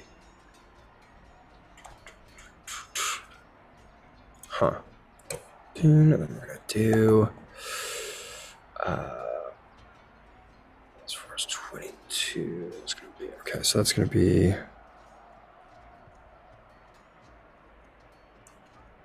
5 plus. All right. So you want to scry on Oculus? Yes, please. That is a wisdom saving throw, I believe. Yep. Okay, he's gonna use.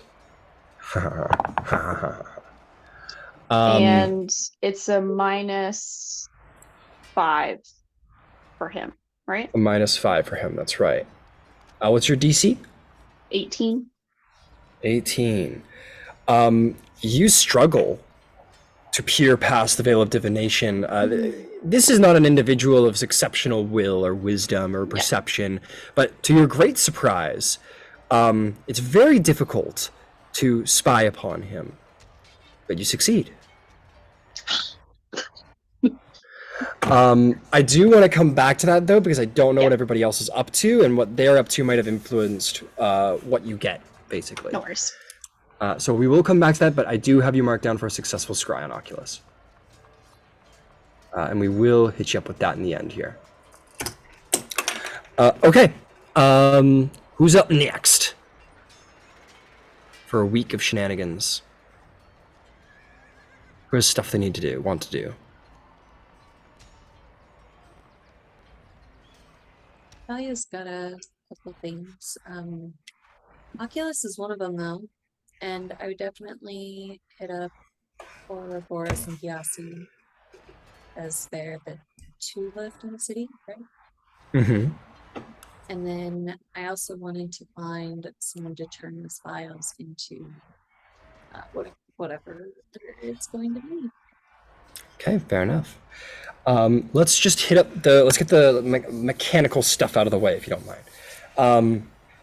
So why don't you make me a... Ooh, wait, I've got a whole thing for this. For seeking magic item, we can do seeking magic item creation. Okay, why don't you mark off, let's call it, because you're not going to perform. Let's call it 50 gold pieces and expenses to sort of rub the right people the right way to lead you to those who have such talents as enchanting.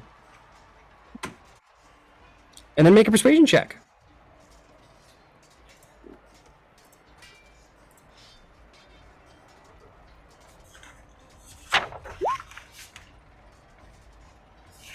26. 26 will easily do the job. Downtime, it makes me scramble. Let's see here.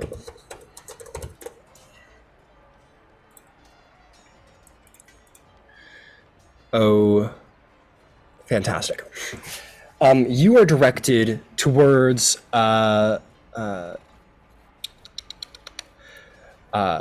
you are directed towards the Nicean clan, the clan of crafters, crafters and scholars. And you find these women here who are like, they look to be trained to be warriors, but they almost look like reluctant warriors, if you will. Like, some of them look like they probably do the base to get past sort of Amazonian warrior-esque standard. Like, athletic, but they're not pushing it. You wouldn't want to, they'd probably kick the ass of any sort of stranger on any street of Athens. But they're, again, they're scholars. And these look to be like women from far fields. You see like orcs from Persia. You see humans, maybe a couple dragonborn. You also see one or two of I guess I can't do that. I guess I can't do that now. Who would it be? Just women of strange race that you've never really seen before. I need to pick one off the top of my head, admittedly, for one that is actually very interesting that you've never seen before. No, those guys are from there. Just give me half a moment, because I want to give you that info. Come on.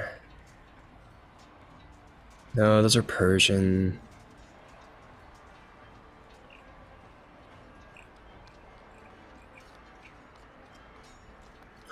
Okay, you see these, you see these individuals that look, I don't know, there's something about them that look kind of bestial. They're, like, big and bulky, but not necessarily, like, strong. They're just kind of, like, thick, and they just, like, their eyes seem to be almost bestial-like, and their hair, a little longer. They don't have, like, facial hair by any means, but definitely, like, a little bit more hairy here and there, and they just seem to sort of, they just seem a little more bestial than you've ever really seen before, and they just sort of lumber around. And you've never really seen a person of this race before, but they sort of wander around here. I'll ask Alex if he's ever seen it. Okay. Eric's will say, I've never heard of anything like them before. No idea. Just kind of shrugs at you. Just But you are approached by someone who says, you wish to have, this is a most interesting ichor. We can have it crafted, absolutely, into, yes, elemental gems. This is absolutely possible. It's funny you say that. The Queen is having a ring commissioned, of a similar make. Anyway, I don't know why I told you that. But yes, please, we would be more than happy to construct that for you. And let me just tell you, yes? How much would a ring like that go? Make a persuasion check to see if you can open this woman up into speaking to you about something she probably shouldn't be. 24? 24? She goes, oh, well, it's the most exceptional ring you've ever seen. It's going to be beautiful and silvered and full with these arcane runes. And the centerpiece is going to be the heart of the beast that was slain at the top of the mountain. We're taking the Heartstone and we're going to compress it into sort of an arcane summoning foci that will also transmute the wearer's abilities in battle. We told there's going to be this, and she just goes into an explanation about how they're basically going to take the heart of the monster you slew, and they're going to turn it into a magic ring and present it to the Queen. That's cool. Yeah, so I'll hand over the files to her. All right, she looks at them and she goes, oh, these are exceptional, and because you have brought us the actual ichor, it's going to be far cheaper to make them than if we had to go seek them ourselves. So this will only be about 50 gold pieces for each vial. For each vial you have 50 gold pieces to make And then there's labor costs, so we'll say 100 gold pieces. So 100 gold pieces, and we'll be able to make an elemental gem of yellow diamond that should summon for you an earth elemental for each vial. So for every vial you want transformed, 100 gold pieces. I want to do awesome. You want to do all of them? She'll say, oh, excellent. We can begin working on those immediately. Thank you for giving us your business, I guess. Thank you. And they'll go right to it, and they're going to link up with the Seers, the magic clan there, the Orion, and they're going to begin to construct to you those elemental gems. How many vials do you have? 7. 7, so 700 gold pieces. And what did you say about those? What was that? Like, what are they turning into again? I will tell you that. At the end of the week, you are going to be the proud owner of, you can delete those, and you'll be the proud owner of 7 yellow diamond elemental gems. Oh, thank you. No problem. And essentially what they do is you use an action to break the gem, and it summons an earth elemental as if you had cast conjure elemental, and then the gem's magic is lost. You can add 7 of them to your inventory. Okay. Okay, with that done, and you want to go seek Oculus now? Well, I want to find Yossi first. Absolutely. Do you, because, yeah, we've noticed by now he's been gone. Maybe on the ship, because I stayed the night on the ship. Yeah. I think you guys noticed pretty immediately that he was nowhere to be seen, yeah. Yossi, looks like our little friend disappeared on us. Oh, I'm certain that he'll turn up. Well, I was hoping to start learning more about this drow cave we gotta go to. Would be handy, particularly if we're going to try to lead an army there.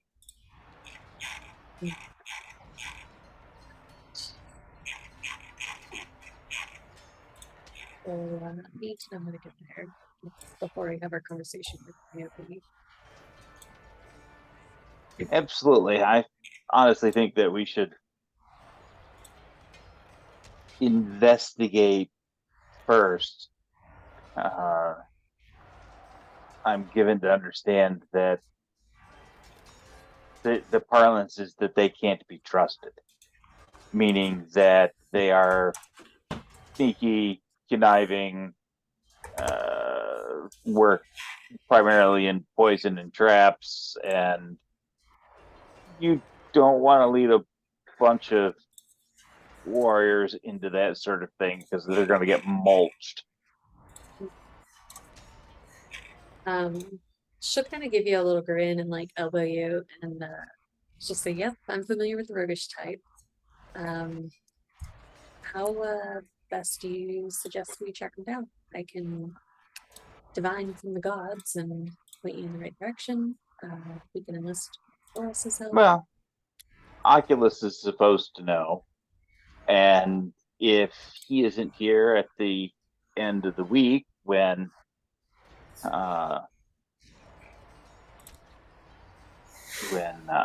Silenos is finished, then we will have to divine and or scry his location. And I figure between you, Thetis, and Kitara, his luck is limited.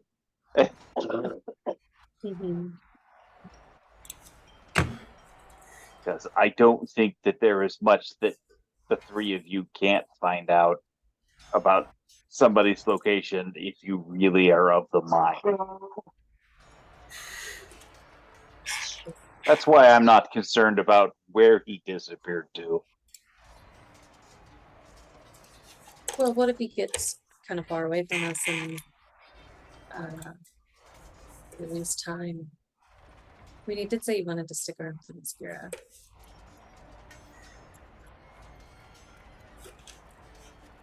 We wouldn't have to track him down. I think we might be able to lure him in. That's always handy. You would make excellent bait. You're exactly his type. I've already planted a seed. Wait, isn't that his job? Oh my god. Oh, Damn, man. bro. I'm Thalia glad will, you like, said it because I was definitely thinking it. Thalia will full like belly laugh at that. She'll love it. Nice.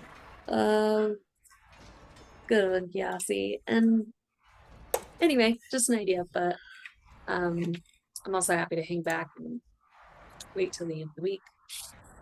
Yeah, I mean, it would be good to know more, but you know, ultimately, we know a spot on a map, and whether we know that spot on a map today or at the end of the week, in my mind, is kind of immaterial. Assuming that we don't have to chase him down. I'll just make sure he's staying close then. Okay, that would be lovely. Perfect. In that case, I'm going to pamper myself this week. You can find me at insert nicest place in this. Yeah, absolutely. Why don't you, here's what we'll say is you are going to live up a little bit of an aristocratic lifestyle. For 4 gold a day, you can live pretty frugally. Frugally? I want the opposite. Or not, sorry, that was the wrong word, not frugally. Like, poshly, my apologies, I used the exact wrong word. Okay, 4 gold a day, 4 times 7. So, I also want to invite Eric's and Leonis, if he's in. Yes, you can bring Eric's, and he's like, all right. he's living his best life out here. I'm gonna bring up the price because 4 gold is just for the stay, but for the pampering, that will be, we'll call it 6 gold a day. I'll be moderate for lifestyle expenses rather than just regular day expenses. You told me 7 gold? Or oh no, it was 4 gold. Yeah, you're right. Okay, so 2 times. Yeah, because I gave you the price of like an inn stay in an aristocratic place. You're doing like the lifestyle, and I'm being a bit generous here because I don't know, maybe you're well known or you're good clientele, and they want such a gorgeous woman to be hanging around, and so you get a little discount. Yeah, Eric's will be there, be like, all right, this is pretty good, and he'll just hang around and sort of assist you and be like ever present in case you're ready for anything you need. Wait, can I oh man, actually I don't know if I have this sorry. Never mind, it's a self spell. Never. Okay. That's okay. Salanos, Perseus Hawk Spirit, and Jaguar Spirit are ready to be added to your extras tab as sidekicks. They are good to go. I might do some further enhancements to Perseus, but the Jaguar is definitely ready. Anyway. Yeah, you go and try and find Leonis. He's buried in his books as usual. It's like every time you go in there, he's got like a new set of books, and he's just like furiously, not furiously, but he's always reading, lightly these days. And you make the offer, and he says, "Well, I could use a little relaxation. I've been so busy." Well, thank you for the offer. I'll have to come along. Have you Yeah, go ahead. have you met Eric's yet? Oh, we've met. He's such a good boy, isn't he? And he just kind of like looks at Eric's, and Eric's like, that's pretty much all he produces. Excellent. Also, I'm gonna give Eric's like etiquette lessons. Like, I want him to be like smooth and polished. I want to like coach him in my days. Okay. You wanna train him to be sort of like your attaché as opposed to your like warrior.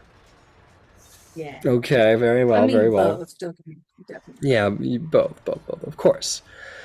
Okay, I'll tell you what. While you're around and you're hanging out there, and Leonis, perhaps for his own like, I don't know, as a hobby, he likes to make some people uncomfortable, I guess. He just kind of like gives Eric's googly eyes pretty much the whole time, and just like says like not so subtle flirts and makes Eric's like very uncomfortable, like in a wow, I'm really attracted to you, but don't really know what's going on kind of way. And Leonis just plays it hot and cold because it's funny. And then yeah, you guys just hang around the spa and drink some wine and sit on pillows and meander about with pretty individuals who are brought at your beck and call. And you have a good time. Why don't you make me a? I'm gonna train up Eric's. We're gonna have to make some checks. See if we can make Eric's into the good boy you want him to be. How about? Well, let's start with as you're teaching. Maybe let's start with an insight check. Know your student. You know? I'm sure this will be a very difficult set of checks for you. 30. Forget all the other natural checks. 19. Yeah, forget all the other checks. You did it. No, go ahead and make a performance check now. To relay to him the part he must play while in such settings. 19. And lastly, why don't we throw an intelligence in there? Let's say like a history check to sort of like know like the etiquettes of different cities and different sort of cultural etiquettes, I guess. Just put it simply. 17. 17. Okay. I set the DC at like 10. It was like he was ready to be trained. He's like his cup is empty. He's like he's ready to do what is necessary, and he's been doing it, so he's like, you train him up good, and by the end of the week, like he's not even like wearing armor anymore. He's not wearing like just like the like Athenian whatever anymore. He's now wearing like maybe like you gave him some gold. You're like, go buy yourself like a nice set of outfit. Can I chime in here real quick? So Yeah. with the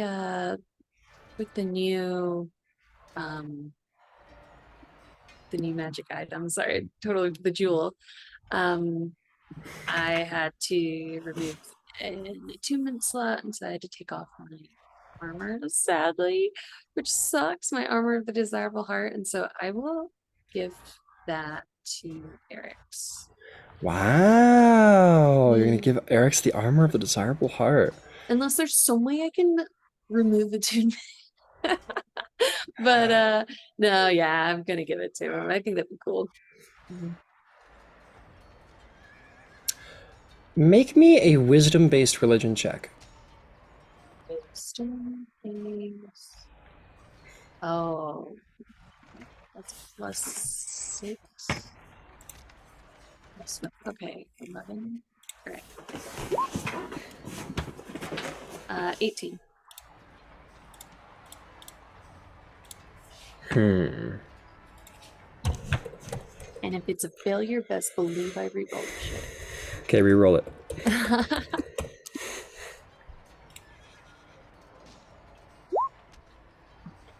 Crit 31. Okay, Thalia. All right. You spend some time here. You train up your attaché to help you out, and you find yourself having to choose between attunement slots and sort of figuring out what to do next. One night, while you're sleeping, you have a dream, a lovely dream. You hear the ocean shore rushing and lapping up and forth on a beach. You smell the sort of salt water as the wind crests through your hair. and you feel the sun beat down on your face. Here at the shoreline, the gentle lapping of the waves. This is the presence of Aphrodite. And coming to the shore, you see a chariot with 4 very large doves, sort of pulling it like the steeds themselves. The actual chariot itself seems to be almost made of a clamshell. And astride it is Aphrodite just sort of gracefully making her way to the shoreline as she sort of emerges from the water with her dove-drawn chariot, excuse me. She makes her way to the shoreline and steps off and smiles at you and beckons you to come to her from across the beach. Yeah, I'll embrace her and You, um sorry, go ahead. oh, she'll just be in awe of her mother like being a total badass on water with the fucking doves. I don't know. That was pretty cool. She strokes your hair. She kisses your forehead.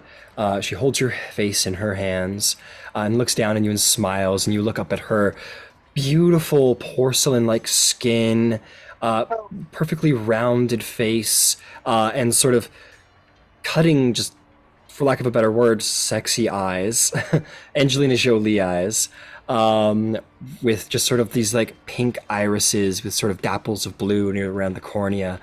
You feel her form in your arms, there and solid, but also soft and welcoming and warm.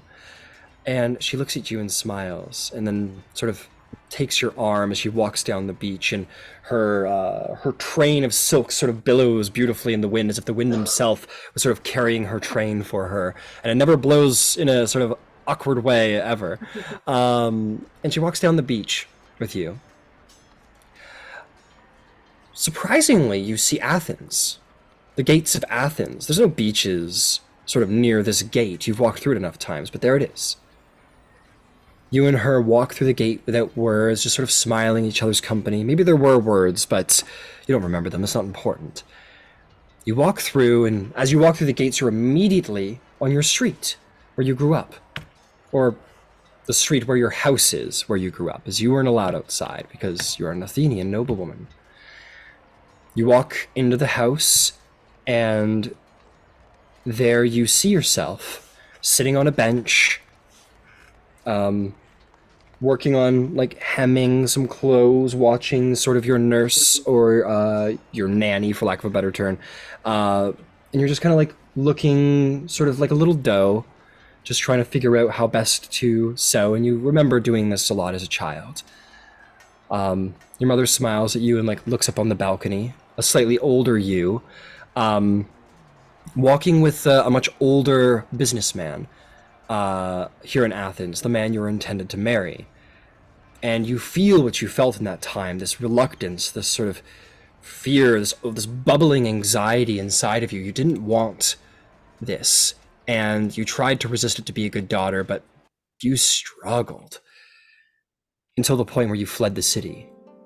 You walk back outside, and you see yourself running from the Athens gates in the middle of the night, tears streaming you down your eyes in terror of love, in terror of physical intimacy, in terror of commitment to such a thing. It was just the step you could not take for your family, though you wanted to. And then you see yourself on the ship. You're on the shoreline again. You see the ship coasting by as you stand amongst some of your friends, some gone, some still here. You sort of coming into your confidence, having seen battle and bloodshed. You see yourself on the top of a mountain in a beautiful temple with the golden-haired man who had come to you and has guided you down this path, and lays you down on the bed, and you two make love for the first time. You feel all of these experiences washing through you like a river. Some of them painful, some of them anxious, but you feel your growth happen. You see all you've done to be here. You see what you were, how you feared love and desire and compassion. These things, they terrified you. And how in your confidence in battle, your confidence as a god, as a demigoddess, as your confidence grew as a lover, you have grown in power and strength, your divine blood growing, your allegiance to Aphrodite growing into clerical powers. And you see yourself grow to become a mighty warrior on the field of battle as you fire forth a guiding bolt that brings a titan down from the skies themselves. And you see yourself laying peacefully in bed with this golden-haired man in your arms, perhaps another lover or two in the bed with you too as well, and you sleep peacefully and comfortably and confidently. As you stand at the foot of the bed with your mother, Aphrodite looks at you and says, "Thalia, my dear girl, how you have grown. You feared me. You feared your mother greatly. But look at you now. There is not a man or a woman who can terrify you, not in battle, not in heart. You have sought out the inner reaches of your heart. You have broken the hearts of kings, and you have healed the hearts of kings. You have made a godling fall in love with you. You have made many, many more fall in love with you. You understand love now better than most who walk this world. There comes a time when every god must choose their champion. Thalia, my daughter, you are the daughter I am most proud of. Will you champion my cause?" She'll like, as she's talking, like tears are starting to stream down her face. She's touched and moved by her mother's like love and faith in her. And she'll like drop to her knees and kiss her hands and tell it like, I love nothing more. And as you kiss her hands, she looks down at you and smiles and says, "Then you will bear my mark forever?" Proudly. She kneels down in front of you. She holds your face and smiles into it.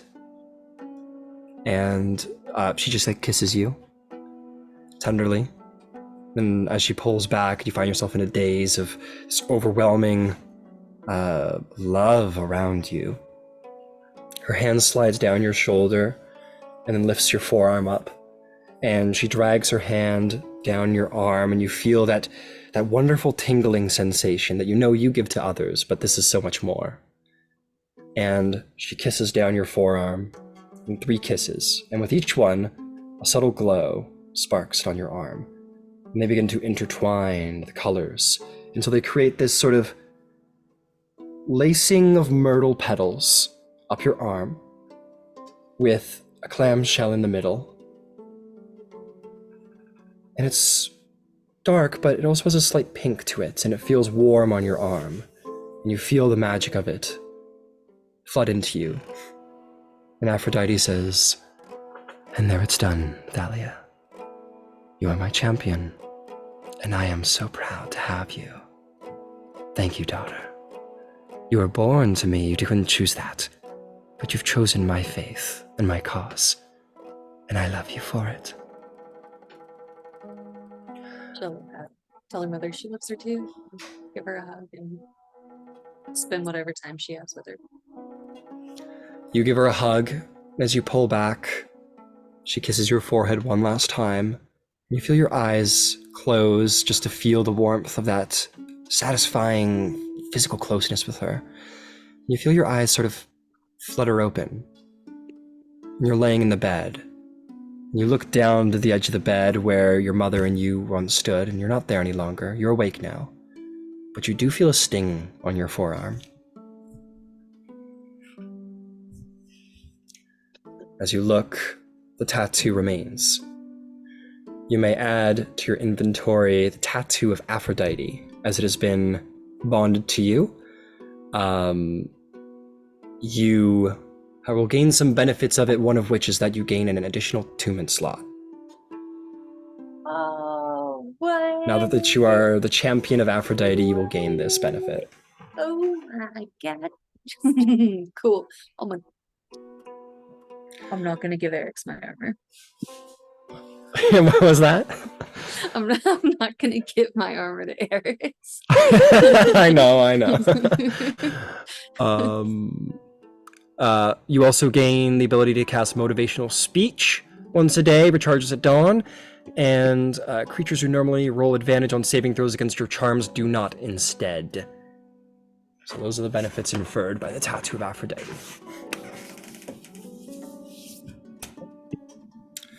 Okay, you pep yourself up, you have a nice time.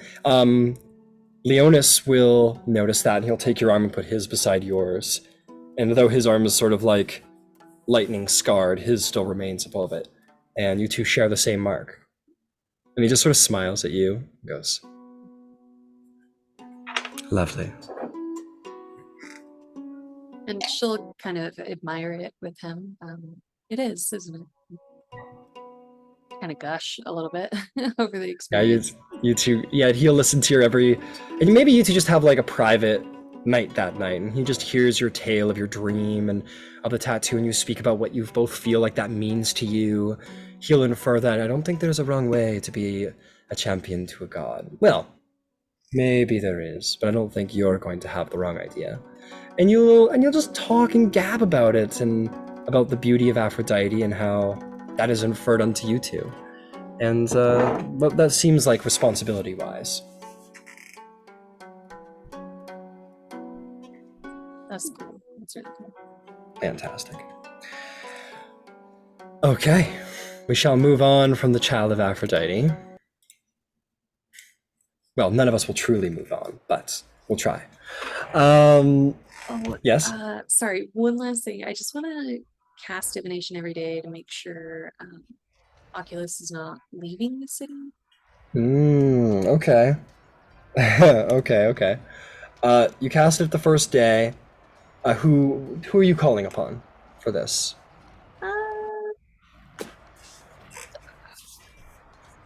The divinate Apollo. Apollo. You cast divination in the light of the sun and call upon the god of prophecy himself. And you ask, is Oculus like planning to dip? And he says, oh yes, but not till the end of the week. He is not a man of great perseverance. He likes his, well, indulgences, and he must have them before he leaves. You have several days before his ship will be ready. Also, congrats on the tattoo! And then Apollo will whisk away through the sunlight. Yeah, I'll definitely tell that to Ouroboros and Gyasi, so they're in the loop. Fair enough. And I'll just keep an eye on Oculus and yeah. I'm gonna check something here just to see if open. How have you been communicating with Gyasi and Ouroboros? Gyasi at the ship, and I don't know. I'd hope to run into Ouroboros, I suppose. Oh, he runs onto the ship, I think, eventually. Okay, then. He's hiding in the hold. In the fetal position. I'm so tired. I am a man! I'll give Ouroboros some of like my best creams, and I'll like nurse him back to health. Oh no, there's no way. There's no way he's letting anyone see it. Like if he's in the fetal position before you walk in, he hears you and then he like acts like he's like lifting something. Yeah. Lifting boxes. I'm okay. Are you crying? No. I'm just Yeah, working I've got so a hella hard. high insight. Yeah, Ouroboros, make a deception check versus Thalia's insight. Go for it. Fuck. Yeah, both of you, go for it. This is Can a I like cool... put my hand on his shoulder? No. And, like, Don't Yeah. touch me. Don't touch me. He does not want to be touched right now. Well, you don't get advantage for insight while in physical contact, unfortunately. Only charisma. 22. Okay. Oh, you're right, You- charisma. You notice that Ouroboros is in deep emotional distress. It's physical He's- pain, he's- not so much. He but looks maybe he's having like a self-worth thing here, like a pride, like a manliness pride You don't issue. know why though. You don't know why. You don't know why though. You don't know why. No, it's yeah. Or maybe you Yeah. do. The only time you've really seen him like this is when it has had to do with like his relationship with women. Nuh-uh. Nuh-uh. You doing all right there, buddy? Huh? Yeah. I'm good. I just lifting some crates. Bosun. Yeah.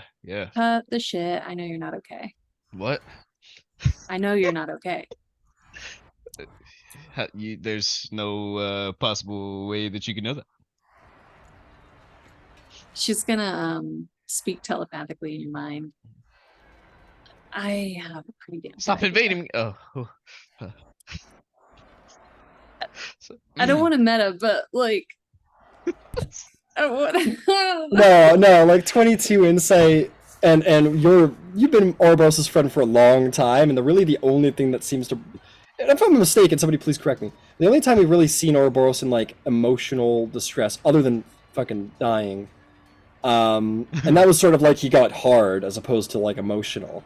So the only time you've seen him emotional is when it's come to like, but the only time you've seen him like emotionally tender is when it's come to his relationship with like Alex or other women. So you're maybe, I don't think with a 22, I think you're like, okay, he's having a lady problem right now or something.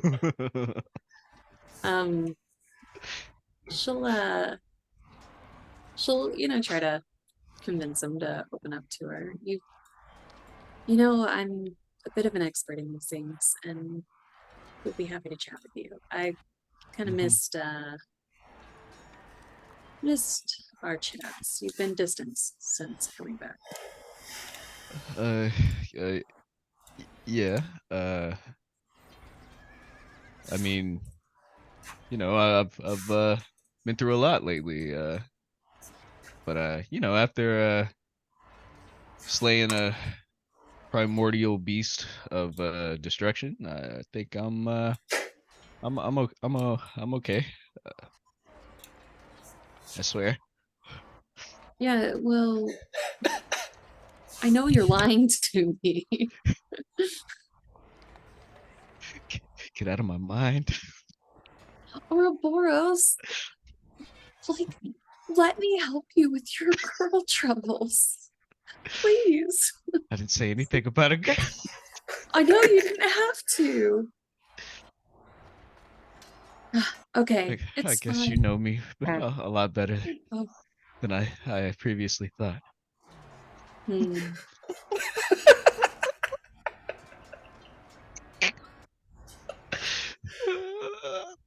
Sensitive Ouroboros. He's tender. I'm tender. Oh, really? I'm damaged.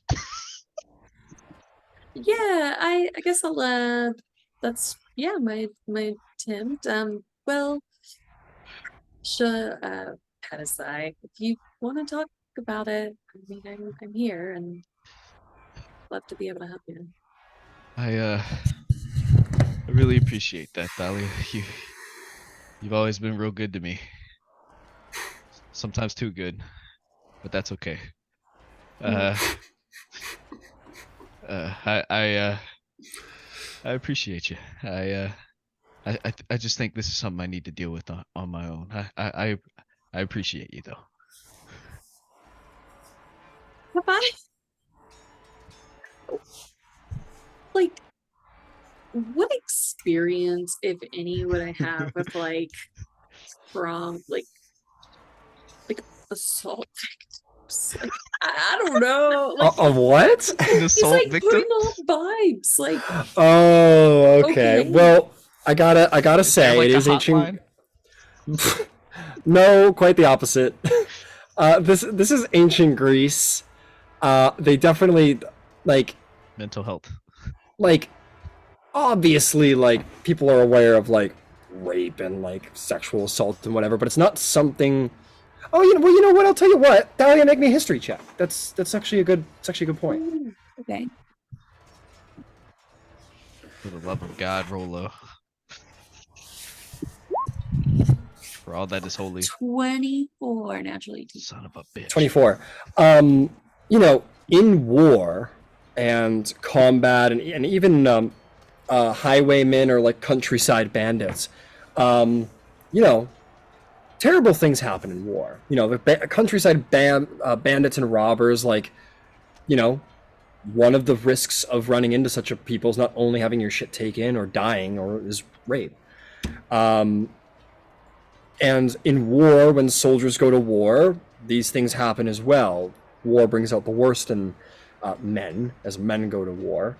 So it's a dangerous world for women out there. However, contrarily, the Amazons have quite a reputation themselves. They're shameless raiders, especially now that you're here and sort of understand the actual culture, not being like Amazons are like this. You understand that there's the Valinor tribe and the Orient tribe and all the other tribes. You do know that the Orient tribe does live up to sort of the Amazon reputation as raiders, and having been here, the culture of the Amazons is that, you know, sometimes like they will actually woo a man. Sometimes they'll actually like form a romantic connection with a man that is usually very short-lived, as men are treated like second-class citizens. But more often than not, at least for these tribes and the raiding tribes, is that they'll raid villages, take their shit, burn everything down, and then pick the most, you know, strongest men, maybe the warriors who fought the best in the battle and lived, or hardy farm workers, or basically specimens of the male sex or gender, and they will take them back to breed with them, willingly or not. So Amazons do have a culture for that kind of thing. Yeah. So this isn't something that's unusual to Amazons. Okay, and is it reasonable that I can infer that's what's going on here? Because again, I don't want to meta. You have a pretty wicked insight. I think if Dahlia was to make sort of like Sherlock Holmes this whole thing, you'd see Ouroboros is very emotional right now. He's only really emotional when it comes to girl troubles. Some Amazon was probably gave him trouble in town, maybe, or it's an assumption. You're like, it's if you don't want to meta, we could say that like this is a possibility of what happened. You have nothing to confirm that, but you're like, it could be a possibility of what's going on with him right now. But nothing to confirm that. Okay. I understand you wanting to be on Ouroboros.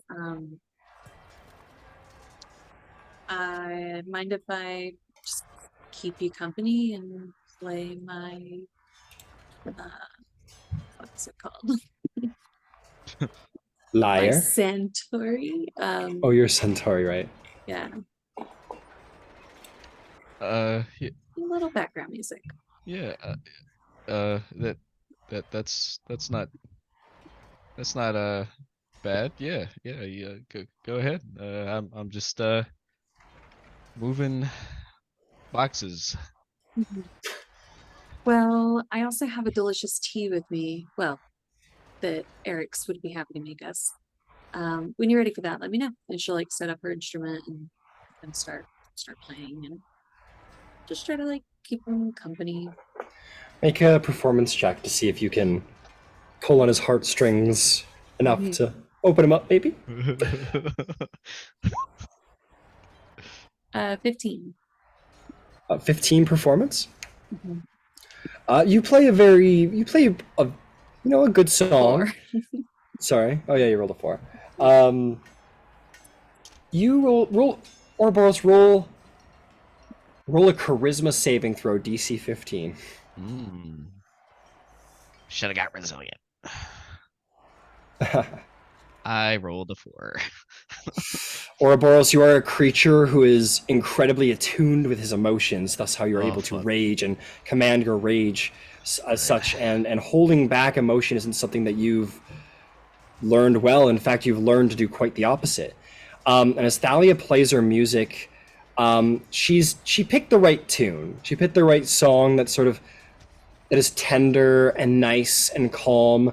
And though I'm sure you have your war fantasy of like, I'll die for Sparta, you also have the tender, woman holding you against her breast, being like, "It's okay, Ouroboros, you don't have to fight anymore." It's and she plays this song, and that part of you that wants that tenderness, it just like it fully flushes out, and you find yourself unable to hold back the gentle sobs as you've been man as you've been manhandled all night, and you just want a little bit of affection. Oh, He just needs a little aftercare, that poor guy. that's right. I got this. Thalia, that's a really good tune. I'm gonna cast prestidigitation and keep the song playing. Like, of course, Okay. I said the instrument, but the song keeps playing, and I'll walk over to him. What are you doing? I'll take the crate and set it down. I can't resist, dude. Yeah, go for it. It's fine. Keep going. And I'll just say I want to sit with you for a moment. Yeah.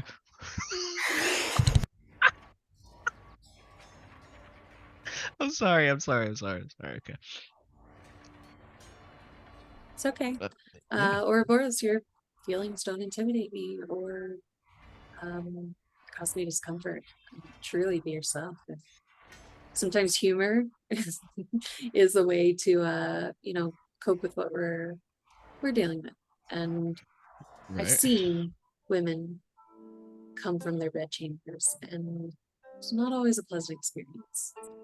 And it's okay that you might be having a response like this.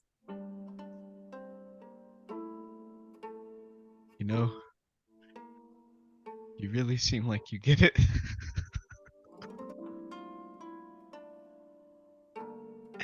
He doesn't laugh, obviously. Yeah. I can't stop. Yeah, Okay. and she'll just like have a moment with him and like, rub his back and try to comfort him how she can. I think in that moment, once you start rubbing his back, like this, like fucking huge imposing figure comparatively, he just like leans over and like rests his head like completely like on top of yours, like shoulder on yours and everything. Aww. Where the fuck are we sitting? Probably on a couple crates in the hold, it sounds like. Oh, cool. Okay. Well, I'll like Oh, they are? lean my back against a crate and like pull his head into my chest and just like whisper sweet nothings and comfort him. Yeah. Actually, and how I'll comfort him. Well, no, maybe that's not a comfort. Never mind. Just miscellaneous comforts. It depends. I'm not gonna say it. I'm not gonna. We're talking about. I know. I'm not gonna give details or I'll fuck it up. So we'll just leave it at a general. All right, you, Thalia, having apparently taken your Champion of Aphrodite responsibilities very seriously, see a friend in need and in a little bit of distress.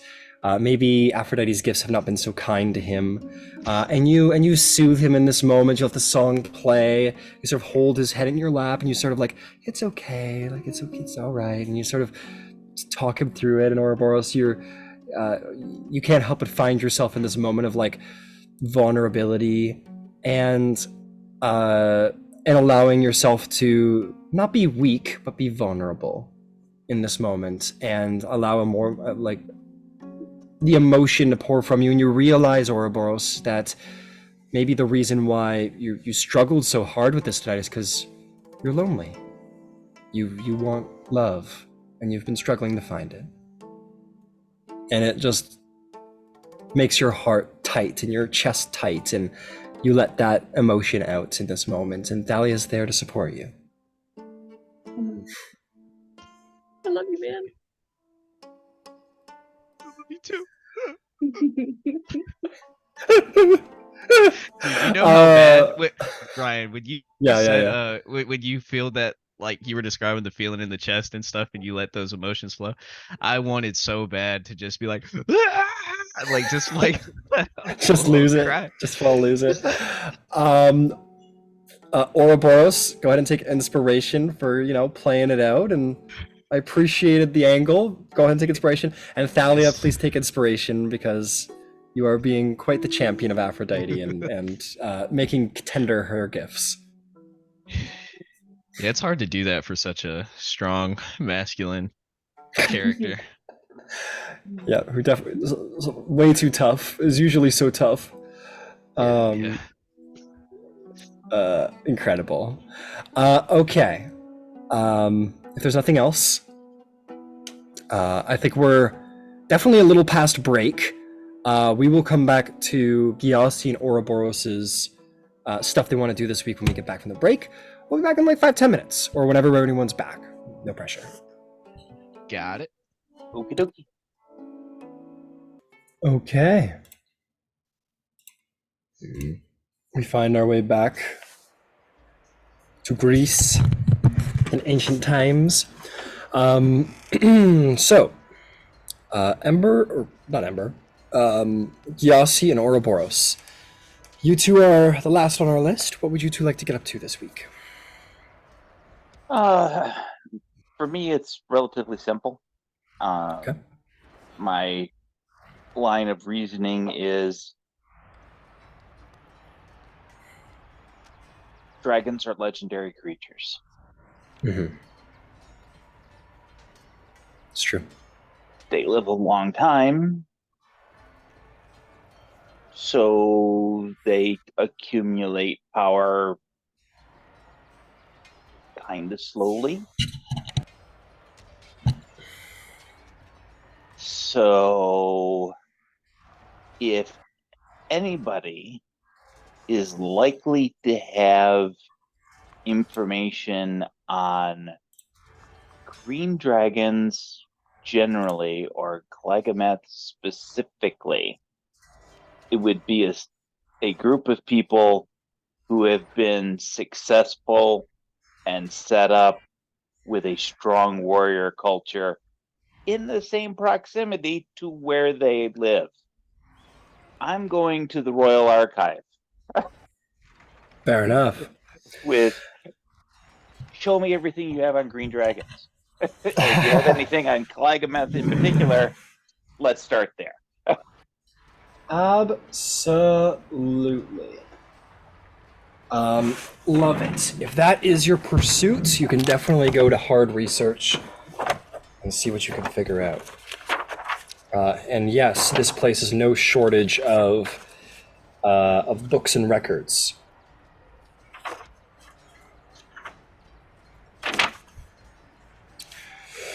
Okay. The material costs of this are going to be waived because you're BFFs with the Queen of the Amazons. Okay. At around the end of the week, you, my friend, are going to make me a check in addition to characters, access to particular well stuff, library knowledge, and sages.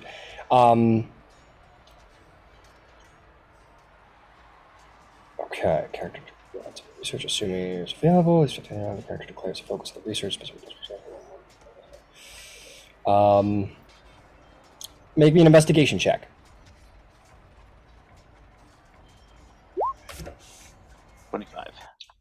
25. All right, you gain 3 pieces of lore concerning the dragon Lagameth. I'm also going to see if there's any complications. No, there are not.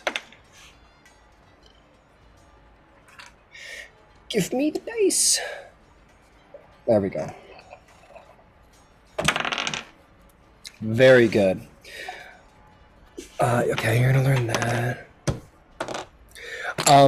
You, perhaps to your surprise, as, clearly a creature of deception, you are going to make some connections that the archives themselves don't have. There is going to be reference to, let's see, how long ago was it? A couple hundred years ago, the warrior queen, which one was it? The warrior queen Hippolyta did battle with a green dragon. A green dragon that claimed itself to be Calagameth and wounded it in the battle. Neither was slain, but Calagameth left the Black Sea forever. In this battle, this one-on-one battle, there's certain liberties that are taken in the histories by the victor. So you imagine this isn't necessarily completely true. Maybe she had some warriors at her side. Maybe she didn't wound it as grievously as the legends state. But whatever it is, the truth of the matter is this: is that Calagameth used to reside here in the Black Sea. This used to be their region about around the time of Hippolyta, was a couple hundred years ago. Calagameth was wounded grievously, was sent packing, and was thought to have died of her wounds as she never returned by the Amazon. So that's your first piece of lore. The dragon is also in the histories described to be much smaller, so you imagine it was quite a while ago.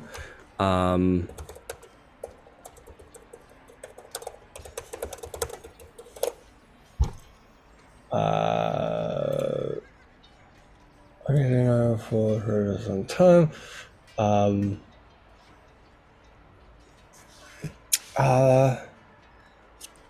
That was about 1,000 years ago. And Calagameth was described as being closer to the size of a horse at the time.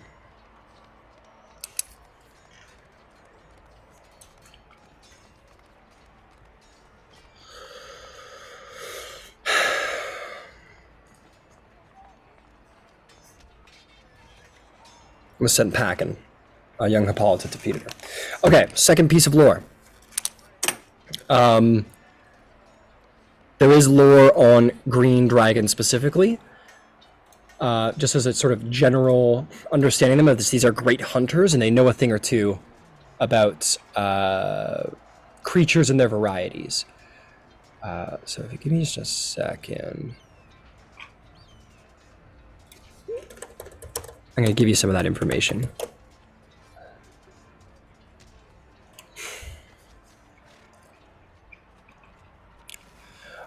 Green dragons are very intelligent.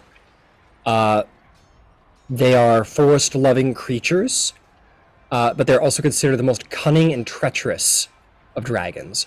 Their misdirection and trickery is their greatest weapon. They are manipulative, they are schemers, and they use conflict and corruption to get what they want.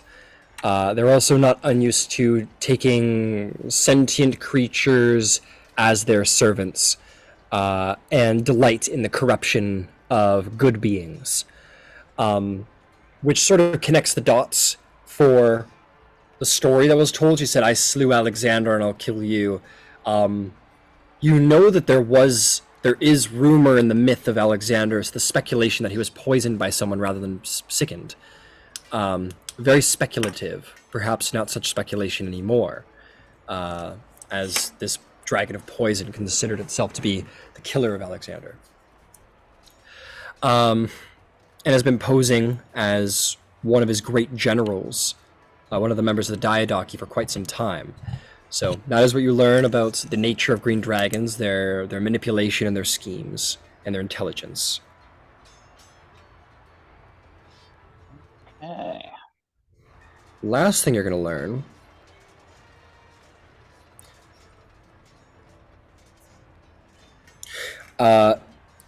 this is sort of obscure, and it sort of gives you an interesting lead for something.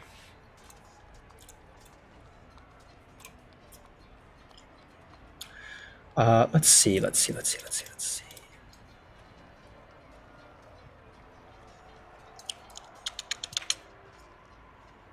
Half a moment.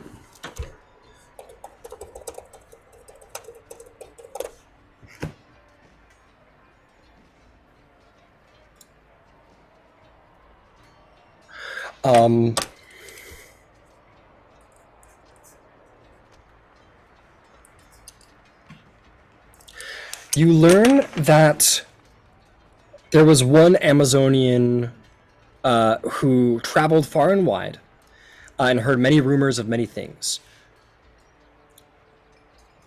In the city of Argos, she claimed to have found out about a secret network of dragon researchers, a sort of secret society, if you will, who behind the scenes sort of conglomerated there and possibly shared their secrets and knowledge. But this Amazon claimed that the best experts and minds on draconic lore reside in the city of Argos. Okay. So you learn that there's a secret network of dragon researchers and enthusiasts there. Experts, better put, than enthusiasts. Good to know. That is what you learn with your week of study. Fantastic. Thank you, sir. No problem. Last but not least, Ouroboros. What does your week look like? Oh man, it was a rough week. Let's see. It put the son of Zeus's endurance to the test. Yeah.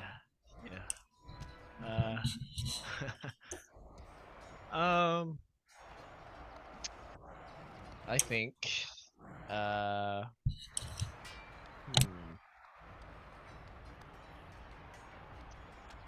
honestly don't know. Maybe I'd peruse around their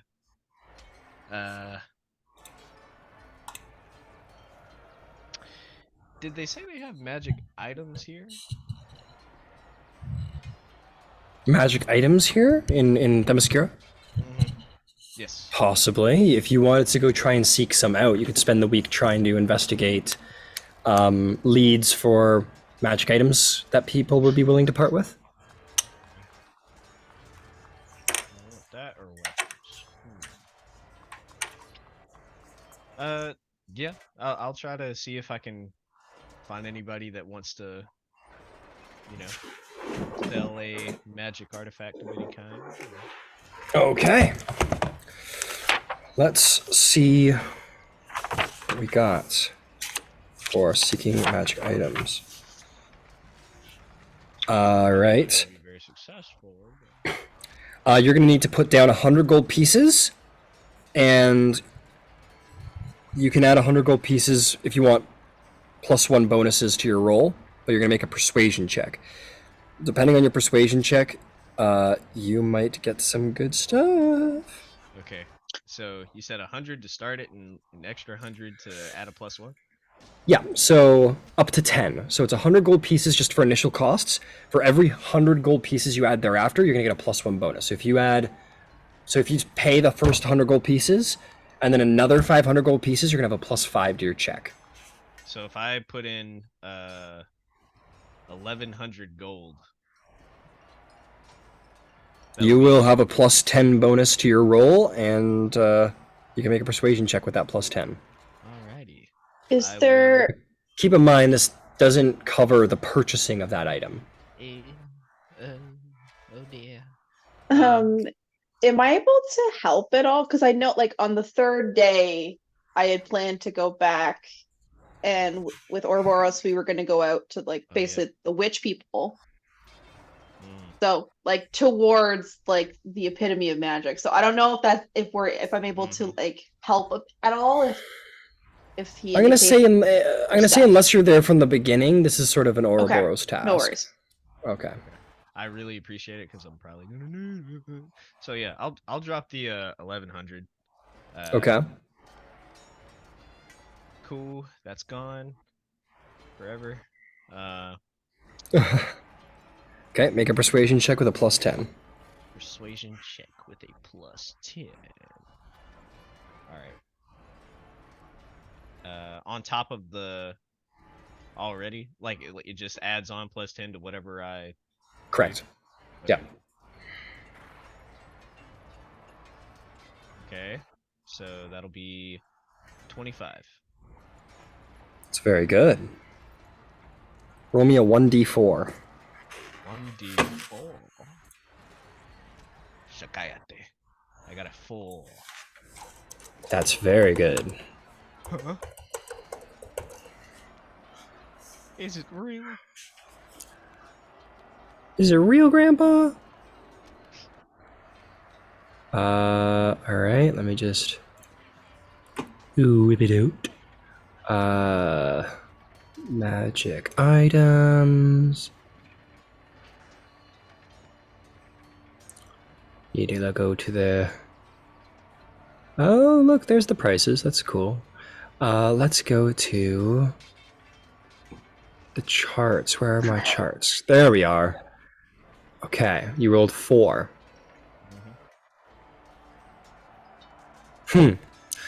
I want you to roll me 4 D100s. 4 D100s.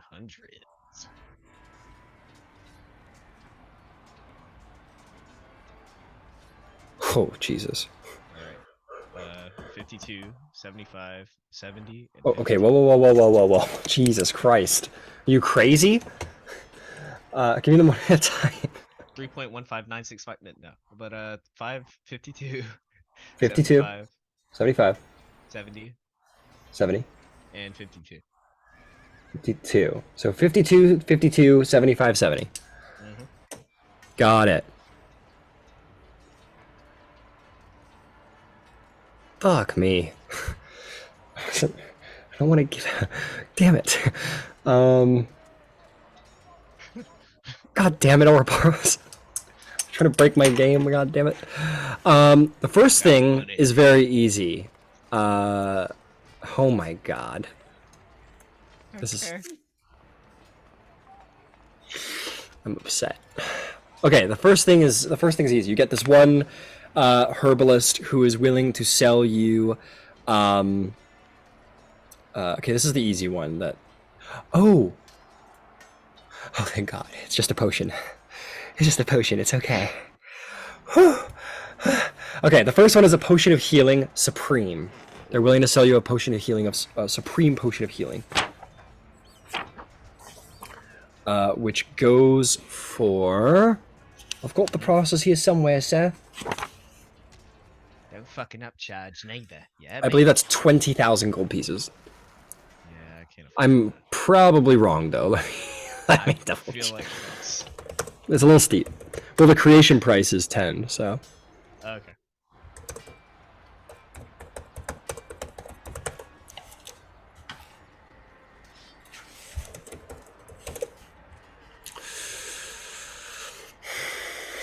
What?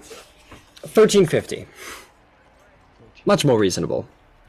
Yeah, totally. Oh, 1,350? Yeah. Okay. I'm gonna double check that on my sane price guide here. Now, Oh, as I'm assessing all of these items, I assume that I can look at all of them and see which one I'm willing to purchase. yes. Okay. Yeah, 1350 for the potion of supreme healing. So mark it off, or mark it down, just to remember it. Okay, let me make a note of it, actually. All right. Text. Get rid of some of these tabs I have open so I can be a little more organized. Um, Cream healing. 1350. Okay. the last of the items, you are looking around town for certain items, and you, Ouroboros, are actually summoned. Like, you guys are like, okay, we're gonna go see the Scalaean, Amazons, and you find yourself actually summoned by them. And you and Kantara can go forth. They come to meet you on the dry land. They don't expect travelers to just be able to breathe water and enter into their quiet city. You can if you wish, but they ask to meet you at the palace, where Niobe actually resides over the meeting. Okay. As you enter into the room, you enter in the room with 4 individuals. One looks to definitely have some sort of shaman, diviner sense about them, holding lots of little bits and baubles, crystal balls, fonts, and such, and seems to like assess you with interest. And they speak to each other they'd speak to each other probably in. Do either of you, Katara or Ouroboros, understand Primordial or Aquan? Primordial or Aquan? I do speak Primordial. So you will understand, as Primordial is sort of the umbrella dialect for elemental languages. Okay. I'll They cast speak- tongues on myself though. Okay, you'll understand too. They will speak to each other and says, "Yes, he is the son as we says." Woo! As it's a complicated language. It's a complicated language. Clearly. Different dialect. No, sorry. It says, "He is the son, not as we suspected, but of the thief." And they go, "I see. Oh, very well. Then we have found the one we have been divining, looking for." They swap to common. And they have great interest in you, Ouroboros, almost to the point of complete ignorance of Katara's presence. Damn. They say, "Sit, son of the thief." So, it's not. Okay. Yeah. Okay. One of them, an elf with sort of blue skin, but a rather handsome, or excuse me, a rather beautiful face. These are all, of course, women, being Amazons and all.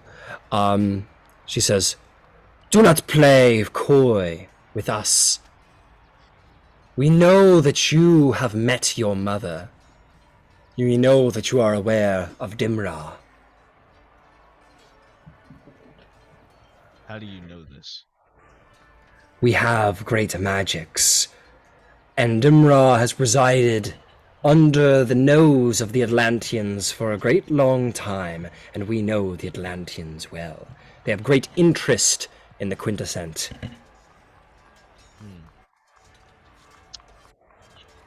I see. "And you are her son. Your fate is interesting. We shall watch your path closely. But no, we have rubbed shoulders with Dimra. She came to us long ago with an offer.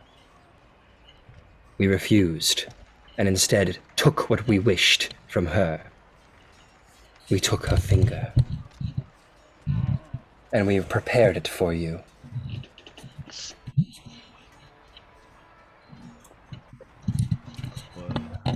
One of the Amazons here. Niobe's watching like this the whole time. Like, huh? She has no clue what's going on. She's completely out of her depth as the queen of the Amazons. And one of them brings out a potion and puts it on the table. You see a transparent liquid, and floating within you see what looks to be a silver fingernail, and lightning sort of jump inside the bottle. And she pushes it across the table and says, "This is the essence of your mother, boiled down that her strength might be yours one day.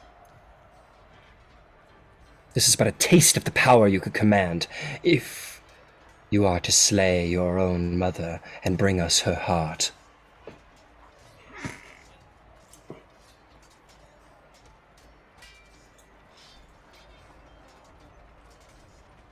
If I may ask a question. They watch. What was the offer that she gave you? She wished for us to share secrets of Atlantis. She wished to know her way into the palace of Poseidon himself. We said no, and instead cut off her finger in that moment for the insult of such an offer. And she fled from our might.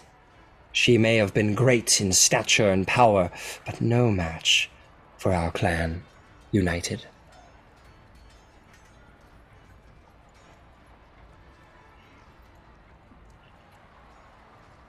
If it must be done. And you see Katara and Niobe in there. You see as he says these words that he's about to say, he says it very like labored, almost like he really, really, really does not want to say what he's going to say. Hmm. Another one of the Amazons. Another. They're all.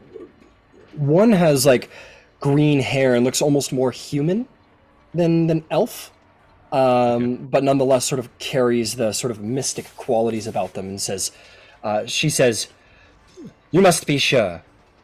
We have divined much of your fate, son of Zeus, and we see that your path lay in blood. You will have a choice to make. Your mother or your father. We do not know which way you'll turn, but at the same time, we know that you have betrayed your father much. Maybe you might break the cycle. Maybe you might bring us her heart and wield a might that no god other than Zeus himself has dreamed of. Not even Hercules could dream of. Bring us the heart of your mother and we'll make you stronger than any demigod who has ever walked Greece or any other land." He looks at the vial. This is but a taste of what your betrayal could make you. And make no mistake, you will betray one or the other.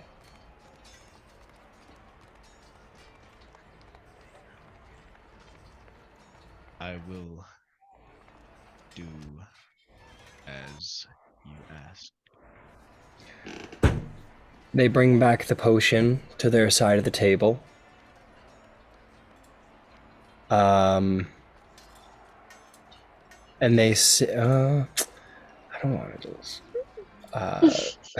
You're technically supposed to buy it. I got a little excited, admittedly. The plot was the plot was too good. I got a little caught up. It was. Let me see. Let me get For a that small price. fee of 7,500. Here is the essence of your mother, but also for a couple gold more, you can. Would you like the insurance plan? Oh, Three fuck. easy payments of $19.95. Oh my god. Honestly, As seen on TV.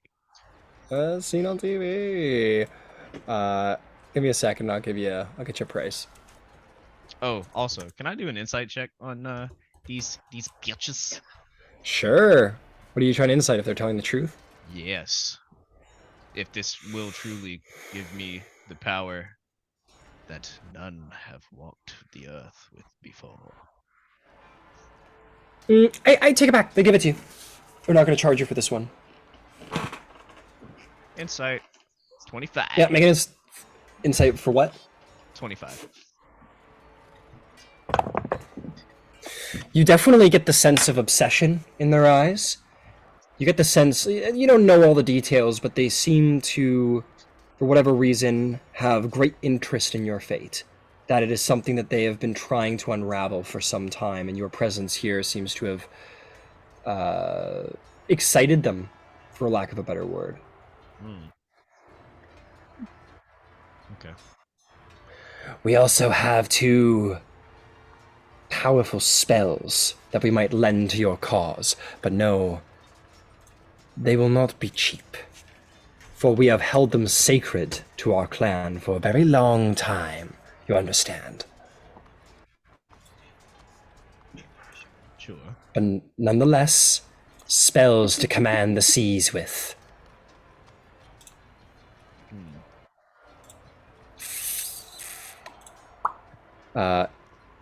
Just a moment while we consult the spell list and figure out which one is the best one to give you in this moment, because the dice rolls didn't tell us that much.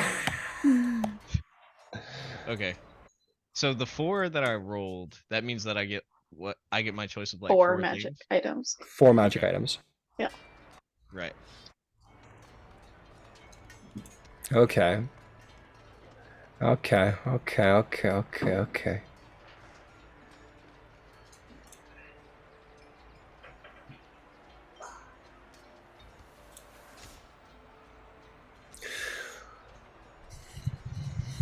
We have held these spells sacred to our people for a very long time, but your significance in this war is not to be underestimated, nor your allies. We extend you the most powerful magics our clan has at our fingertips, and have held for just the right time. And if giving them to you is just the right time, so be it. Mind you, each spell is worth 10,000 gold pieces, no less. But these are spells gods cast, and gods alone. First, a spell that for most of the known day, you will be able to look into the immediate future and determine its outcome. The spell of foresight. The eyes of Athena are yours for a short time. Foresight. Casting time 1 minute. Duration 8 hours. Divination spell. You touch a willing creature and bestow the limited ability to see the immediate future. For the duration, the target can't be surprised and has advantage on attack rolls, ability checks, and saving throws. Additionally, other creatures have disadvantage on attack rolls against the target for the duration. The spell immediately ends if you cast it again before the duration ends. So the gift of precognition, essentially. That's wild. And secondly, son of Zeus, and son of the quintessent. We have the power of Zeus at our very fingertips, for he granted to us long ago, it is said. The Storm of Vengeance spell could be yours for 10,000 gold pieces. It essentially works like this. Anywhere, the range is anywhere within sight, whether that be on the very horizon or closer. You may cast the spells in action, and it lasts for 1 minute. A churning storm of clouds forms centered on a point that you can see and spreads to a radius of 360 feet. Lightning flashes in the area, thunder booms, and strong winds roar. Each creature under the cloud, no more than 5,000 feet beneath the cloud, when it appears, must make a con saving throw. On a failed save, the creature takes 2d6 thunder damage and becomes deafened for 5 minutes. Each round, you maintain concentration on the spell. The storm produces different effects on your turn. Round 2, acid rain falls from the clouds. Each creature and object under the cloud takes a d6 of acid damage. Round 3, you call 6 bolts of lightning from the clouds to strike 6 creatures or objects of your choice beneath the cloud. A given creature or object can't be struck more than 1 bolt. A struck creature makes a dexterity saving throw, and the creature takes 10d6 lightning damage on a failed save, or half as much on a successful one. Round 4, hailstorms rain down from the clouds. Each creature under the cloud takes 2d6 bludgeoning damage, and finally, for the next 5 rounds thereafter, technically 6, gusts and freezing rain assail the area of the clouds. The area becomes difficult terrain and is heavily obscured. Each creature takes 1d6 cold damage. Ranged weapon attacks in the area are impossible. The wind and rain count as severe distractions for the purposes of maintaining concentration on spells. Finally, gusts of strong wind ranging from 20 to 50 miles per hour automatically disperse fog, mist, and similar phenomenons in the area, whether mundane or magical. Basically for a 360-foot radius, you create an area of fuck you. Yeah. Hold on, I think my shit is fucking up. Hold up. My shit is going crazy. Fuck you.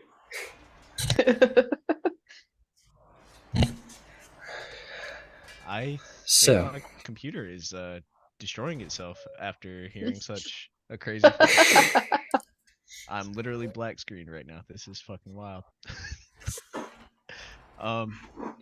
yes. And lastly, the spell of EMP. I'm kidding. Computer commit seppuku. They also, of course, have DC 19s. It's worth noting. Okay. So currently I have enough for one of these spells. Katara, how much can you fork? Well, You can come Right, back so- too, to be clear. It's not like if you leave this room, the deal's off. It's not like that. Okay. yeah, I technically have all the gold from the from the battleground, because I put it all in the pit, and I don't know if we actually dispersed it yet. Doesn't sound like it. But I'm not gonna, spend 10,000 gold without party approval. Sure. I don't have a lot. I will sort of hold up the handkerchief. That is the portable bowl, Oh, gotcha. and I'll just sort of say,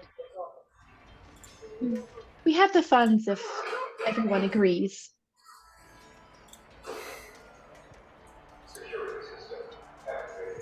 I will give you the 10,000 gold for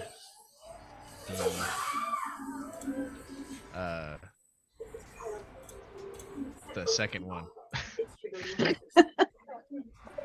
You storm of vengeance spell, power of your father's greatest abilities. Yes.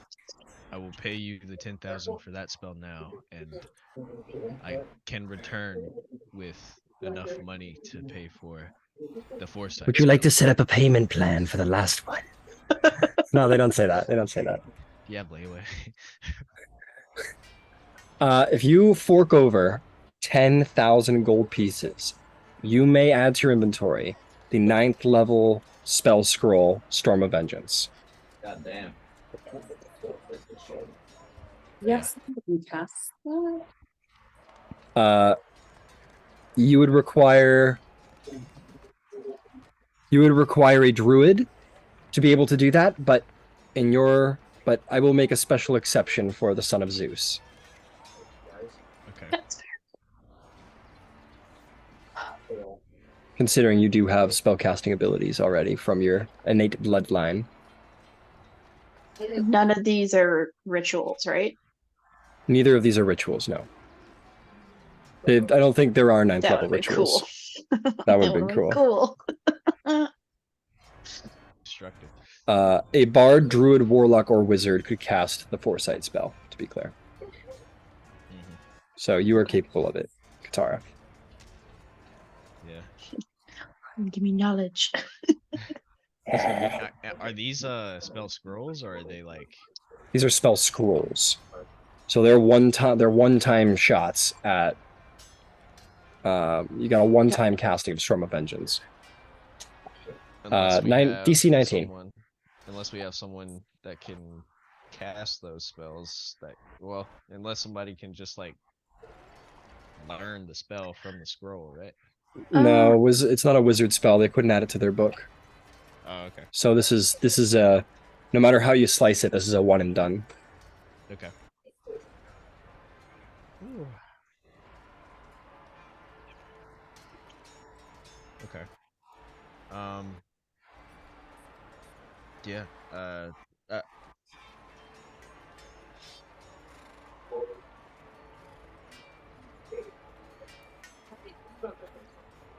Oh, he left. Okay. He gone. He took his scroll and he ran for the hills. Yeah. I will say if you're there and you want to purchase it, Katara, the potion of supreme healing is still on the table for 1350. Yeah, I can do that. All right, go ahead and mark it off.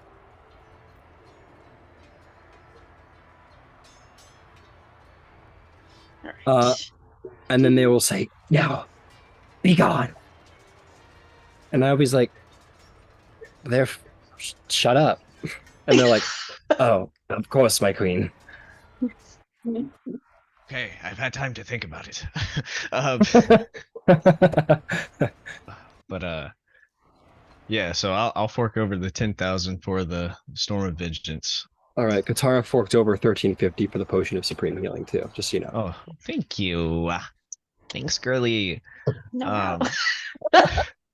For herself. Ouroboros is very in touch with his feminine side. That is never canon. Why is it working? I'll add it Okay. later. That It's was not adding to me. fucking crazy what just happened to my computer as soon as you mentioned Storm of Vengeance. Obviously, it's meant to be. They were like, "No, don't. That'll tear you apart." So here's the thing. When you rolled, you rolled the potion of storm giant strength, and my dyslexic ass thought it was a belt of storm giant strength, and I was like, no Oh. fucking way. Oh my god, really? You know how much, you know what they would do for that? Like, there's no way.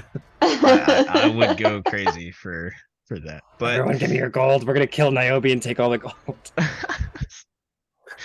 hey, Queen, spot me a good 10K, please. Honestly, no, I can't do that.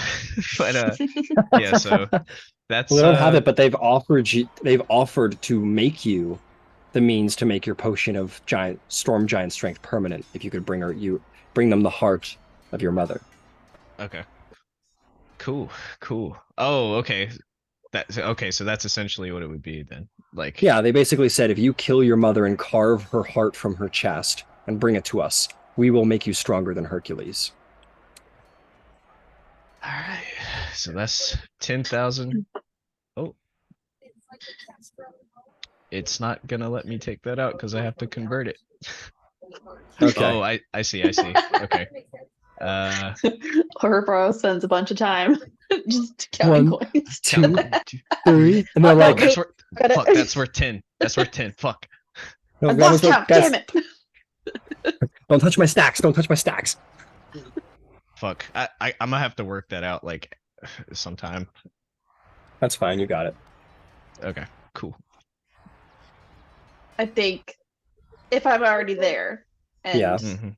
they're willing to talk, I'll sort of step forward after, when Ouroboros is counting his coins. Mhm.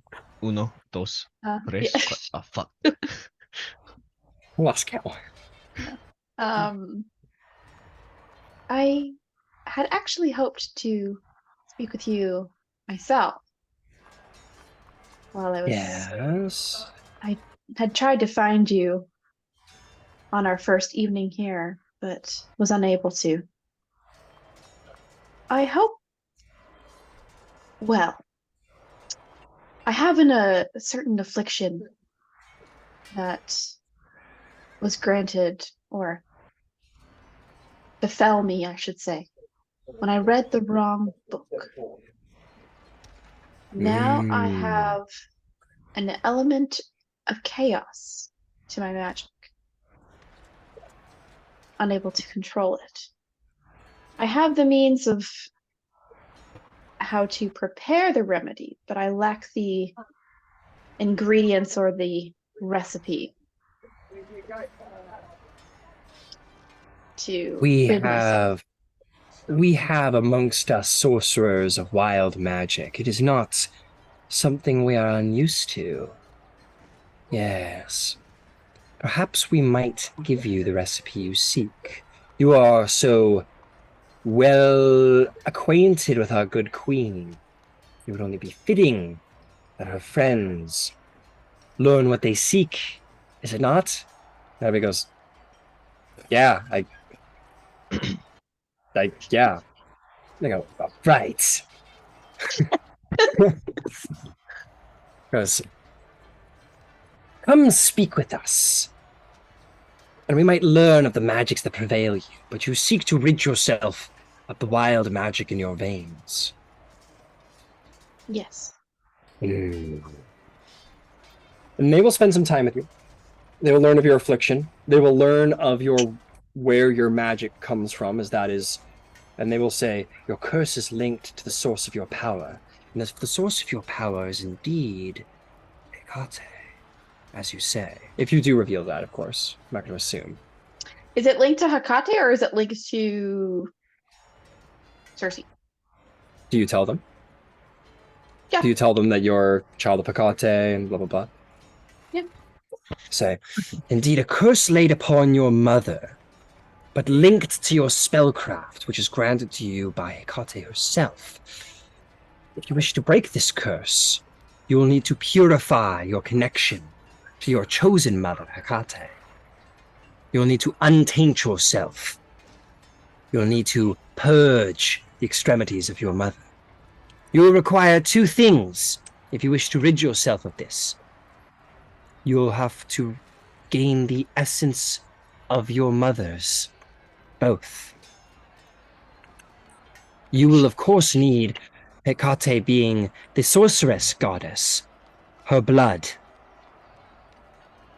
Bring for us the blood of Hecate. Even a single drop will be enough. Oh, the blood of... No, I confused your mother's. Excuse me. The blood... I'm sorry, I got you. Apologies.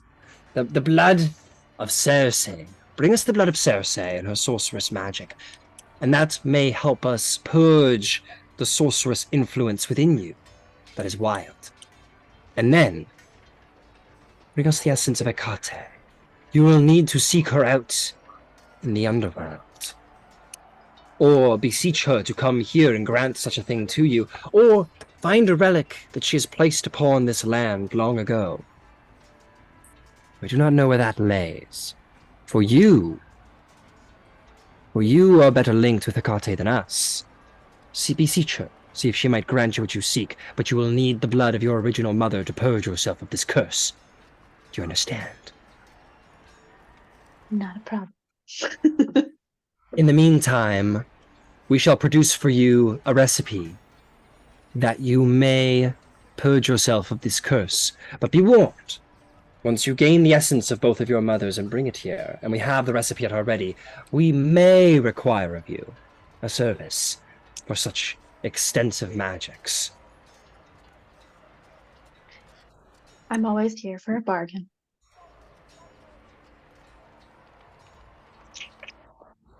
Or deal winner. Oh, God. No, I understood. It's okay. Okay.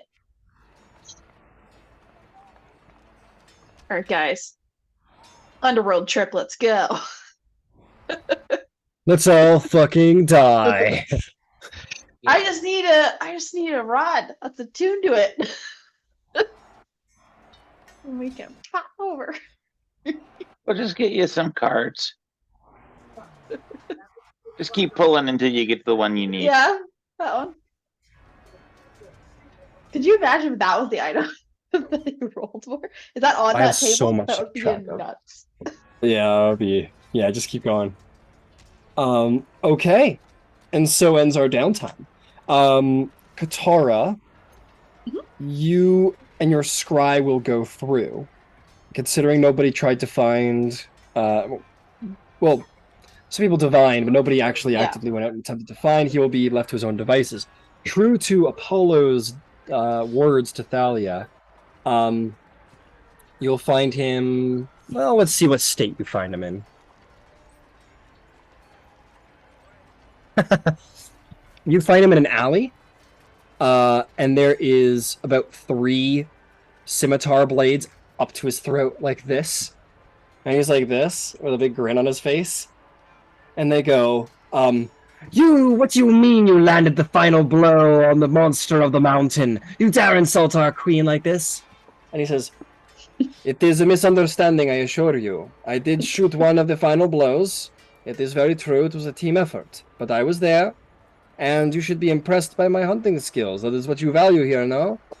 And they go, you dare insult her. She had the final blow, and she brought the heart forth. And he goes, I was a good sport, what can I say? I didn't want to ruin what was going on here. I didn't want to ruin her royal ascent.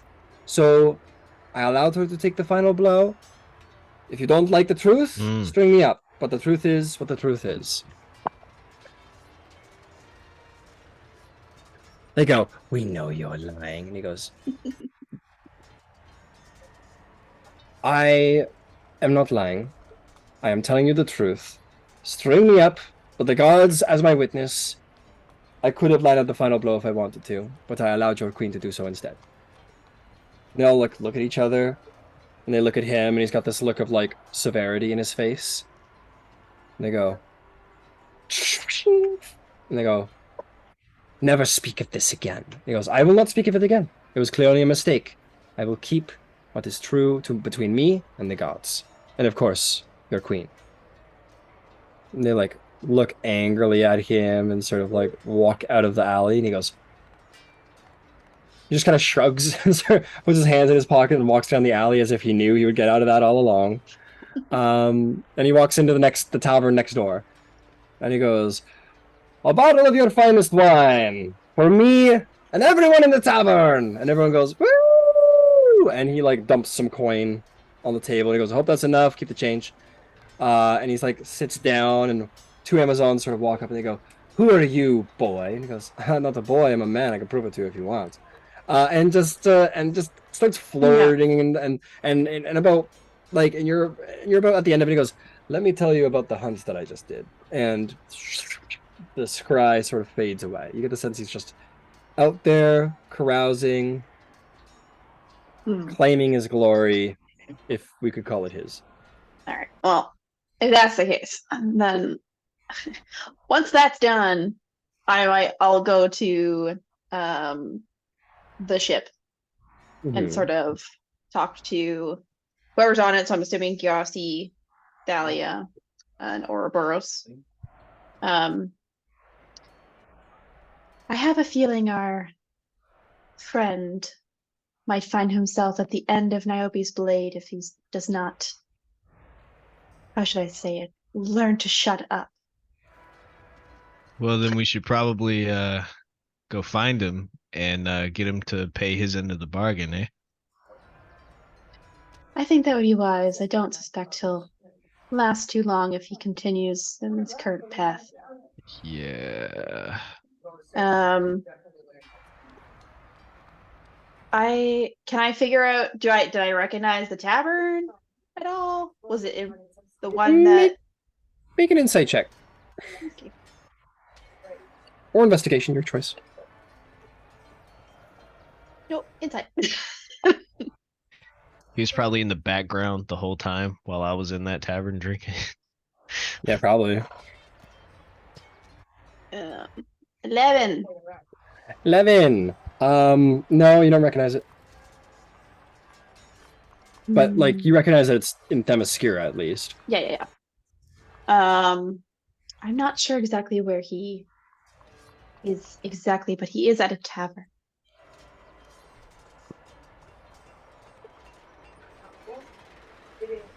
Maybe I recognize it. Maybe it's what I recognize. Or, yeah. Can I try to like see what she saw telepathically? Sure. How do I use a vial of fingernail? Oh, it's a potion of storm giant strength. Ah, got it. File of fingernail. Sure, Thalia. Interesting use, but yeah, absolutely. You kind of like look through her. It's not really made for that though. It's not really. That's not really kind of how I the mean, spell if works. she goes to sleep, I could do it. Yeah, minor. That's illusion. true. Okay. I do have We minor got illusion there. as well. We have minor. Yeah, maybe minor illusion a little bit more. Telepathic's just like communication. It's not like detect Yeah. thoughts, right? But yes, with yeah, minor so I'll illusion will minor definitely do the job. illusion the tavern. All right. You minor illusion the tavern, the scene that you saw. Thalia, make me an insight check or an investigation check, your choice.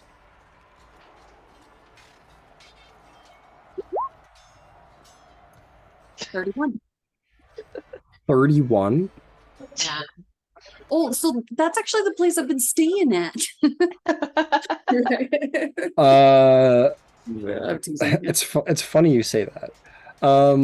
Yeah, so I'm gonna say like behind the scenes, he was for a little bit of time staying at the tavern at the very very very fancy place you were staying at the beginning of the week, but you never saw him.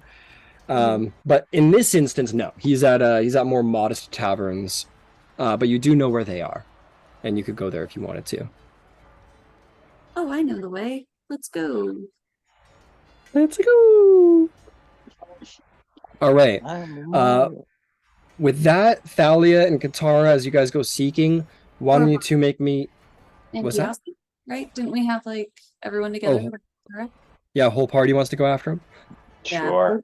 Silenos is back yet? Could he be back?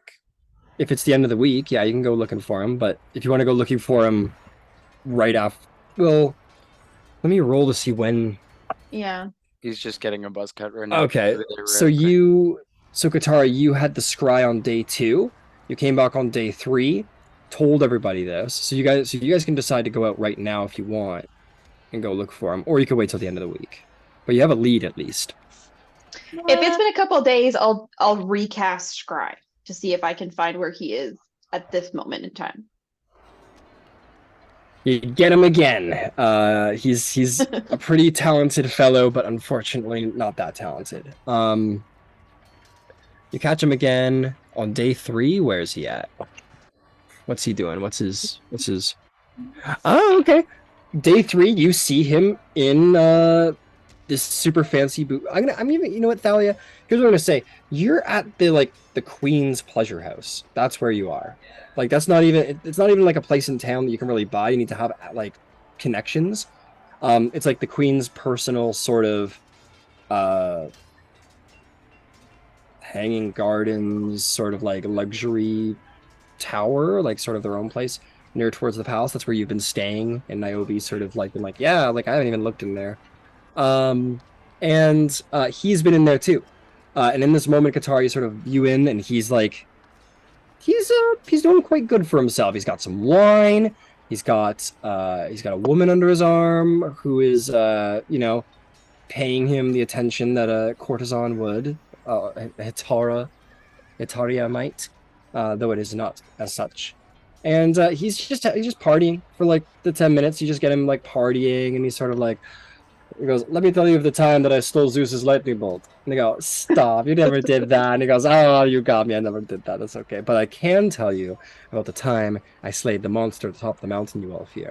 You go, what, really? He goes, it's true. It's very true. Let me tell you about it. I was with your queen, and then you phase out, and he's like in the place that Thalia's been staying, and Thalia can definitely identify that. I also rolled on the table, so. Oh yeah. What'd you get? Oh, Or do you yeah, need to roll on the wild magic table? with Scry? Because it's a 5th level, right? If it's yeah. So, a 40 and a 4. Is that 44? That is 44, yes. Okay, so 44. I never know how to work sudden, those numbers. As you're standing there with Thalia and you're scrying, trying to figure it out, maybe you guys are on the ship, suddenly, a purple tentacle shoots up from the ground as if from Hades itself and sort of like sort of slaps around the room and is under your command, much like the grasping vine spell. Cool. It like Where's Kyros? goes over there and brings. Yeah, Kyros walks in this moment. He goes, "Is everything okay in here?" And the thing like wraps around. He's like, "What the fuck?" And he runs away. Yeah. I am never going in Katara's room ever again. It is truly terrifying in there. There was Ouroboros. There was a full tentacle. It was the size of a man. It was bigger than you. But anyway, you guys know where he is. He's in the Queen's Pleasure Tower. Yeah. So press the minor illusion thing. All that still happens, and then Yep. Sweet. you get walking. I'll like feign casually, like running into him there, maybe to start off with. Okay. You go looking for him.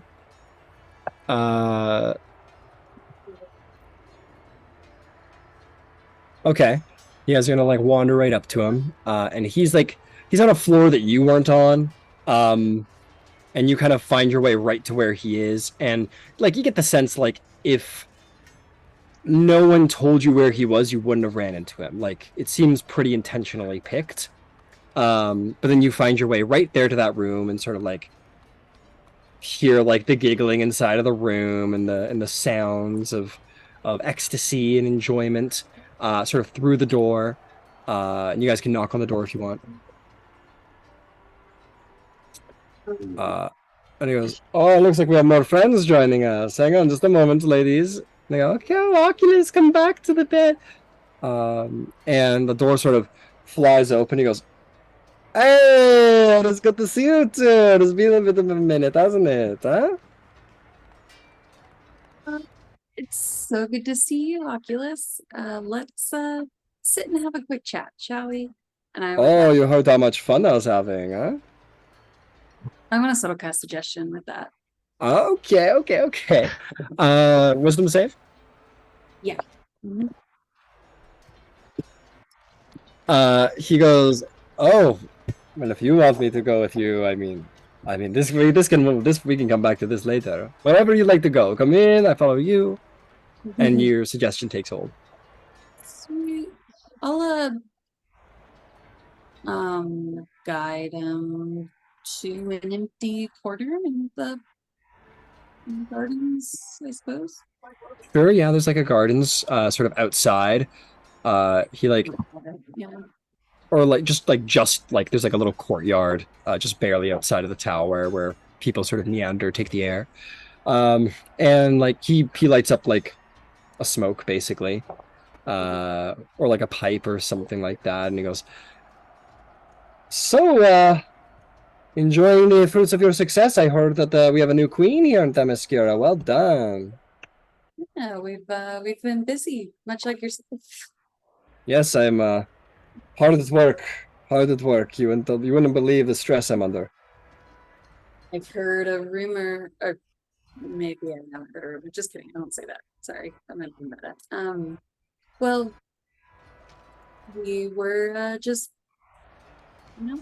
coming to find you to hold up your end of the bargain. Yes, I've been working away. I've been calling up leads and such to find these dark elves, these drow that you speak of. Very interesting creatures, are very elusive. It takes a lot of work, you know.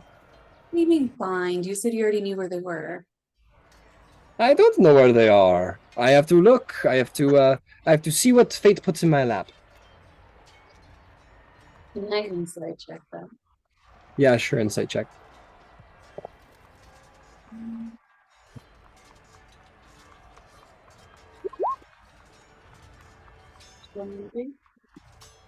You do see that he is lying, that he is not working very hard or under immense stress or anything like that.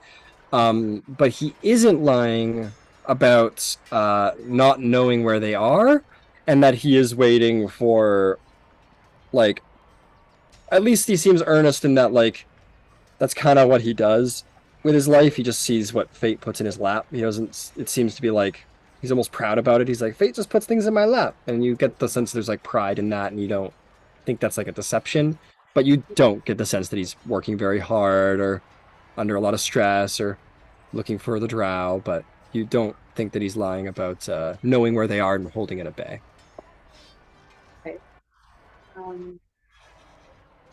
Well, you poor thing. I know you must be working tirelessly and exhausting yourself. And, well, I'm very grateful for all you do and think that you're really gonna figure this one out for us. It means a lot.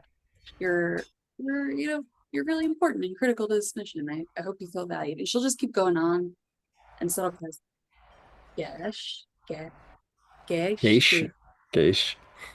for a minute.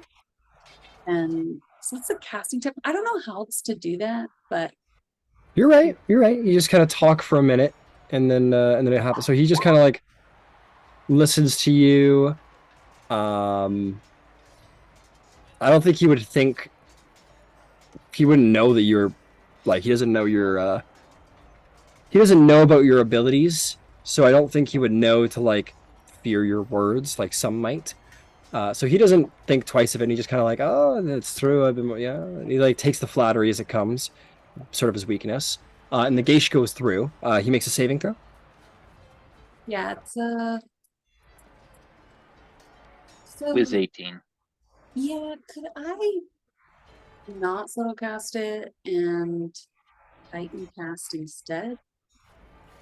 Because it only requires a verbal component, so I would know anyway. Yeah, you wouldn't know anyway. Yeah, so I want to heighten cast it. So is it disadvantage for him? Okay.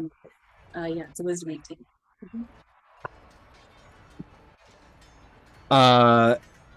You cast the Geish upon him, and you see like these sort of like just very temporarily these like little swirls of pink in his iris that sort of vanish.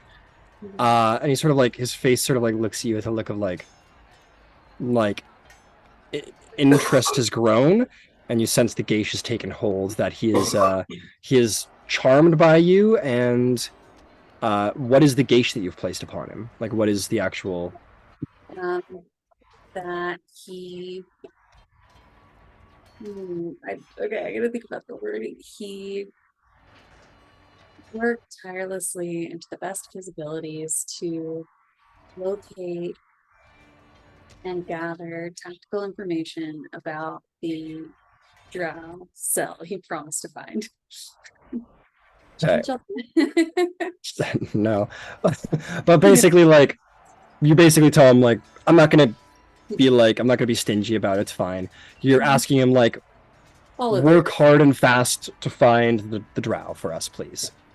Mhm. Got it. And he goes, all right, that was the deal. I've been working very hard, so that is what I'll keep doing. Lovely. Such an excellent partner.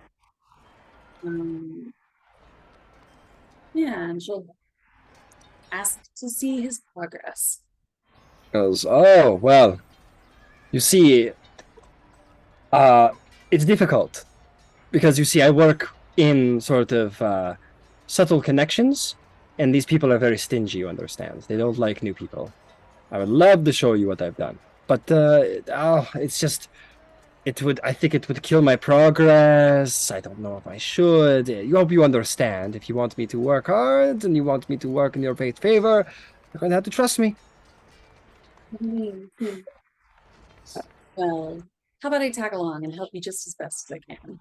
And she'll like Oh, put her arm in his and be his little shadow for a bit.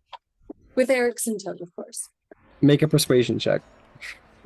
At advantage because he's charmed. Do I? Oh, god damn it. You got linked arm, he's charmed, all of the above. Yeah, make a persuasion check at advantage.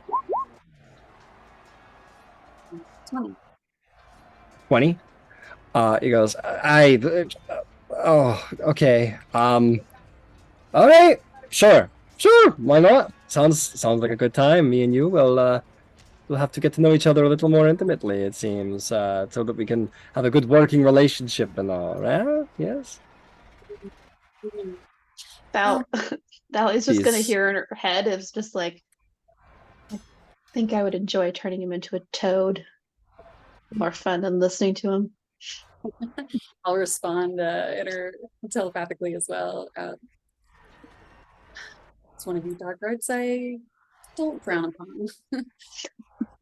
Watch this, gentlemen. This is what happens in the real world too.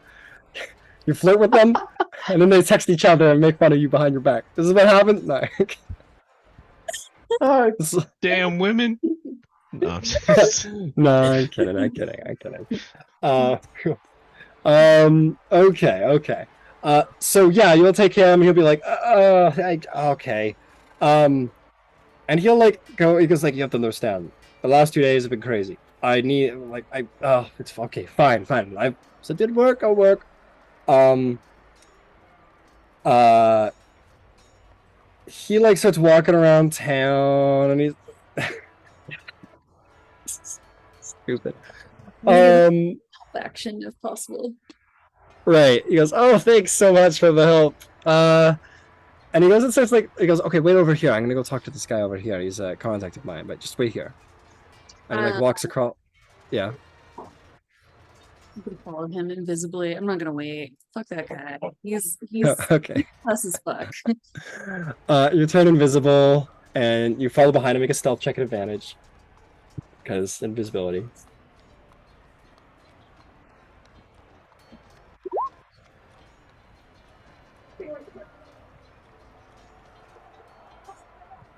What'd you get? 17. 17. You kind of follow him, and he walks up to this one guy, and he goes, he starts to speak weirdly. He starts to go, hey, how are your kids doing? I heard that your mother popped out another 3. And he goes, oh, yeah, no, she had another couple of children, and, you know, they're a little sick, which is unfortunate. And he goes, oh, it's too bad, but they on the mend? He goes, no, they're really sick. And he goes, oh, I see, well, Well, listen, I'm looking for a man in a black hat. It's been a tough time trying to track this guy down, but he has I hear the best spices for sale. And he goes, yeah, I haven't heard of him, but you might want to speak to your uncle. He goes, oh, of course, no, I'll go talk to my uncle. Hey, thanks for the help. And then the guy walks away. He turns around, you're not there. He goes, and he runs down the alley. And as you see him like sort of like not run down the alley, but very like slyly sort of like whoop, just sort of spins no, he spins around the corner. No, you'll like this better. Trust me, just trust me on this. You're like, no. And he like spins around the alley, starts like quick walking down the alley, and he's like, whew, and then suddenly he goes, ah, and he like drops to his knees, like and grabs his head, and takes 29 psychic damage, and he's like, and he's like rolling on the ground. He's like, oh, fuck. And he like gets back up, and he's like, that's new.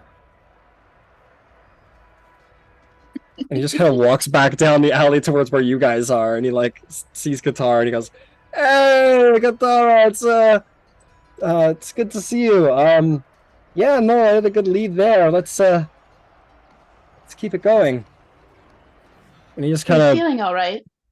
Yeah, things are. I just a lot of loop-de-loops with contacts and such. Getting the runaround. It's a little confusing. You wouldn't want to stray too far. Ah, what the fuck? Yeah, And you turn invisible again? no. And he goes, "Oh, there you are. You disappeared on me. I was worried. I thought okay. Let's go." He just kind of, and you see he's looking at the sky, and you get the sense he's having like this like religious thing where he's like, he doesn't get it's you, but he gets what's going on, and he's like, I don't want that to happen again. And you get the sense he's been fully whipped to your cause. Let me put it that way. And that, I think, is where we'll end the session, where Oculus has been properly collared and reined in to do what you want, and the rest of you have had a week of progress in your various ways. Oh yeah. Yeah, Very don't mess with the Lady Dom of Aphrodite. She Yeah, she is. Yeah. She's used to getting what she wants. Wow, what a session. Certainly wasn't the way I thought it was going to go, but I had fun. I hope you guys did too. yeah. Yeah. I'm excited to kill some drowning session though. Yep, that's coming up. That's coming up next.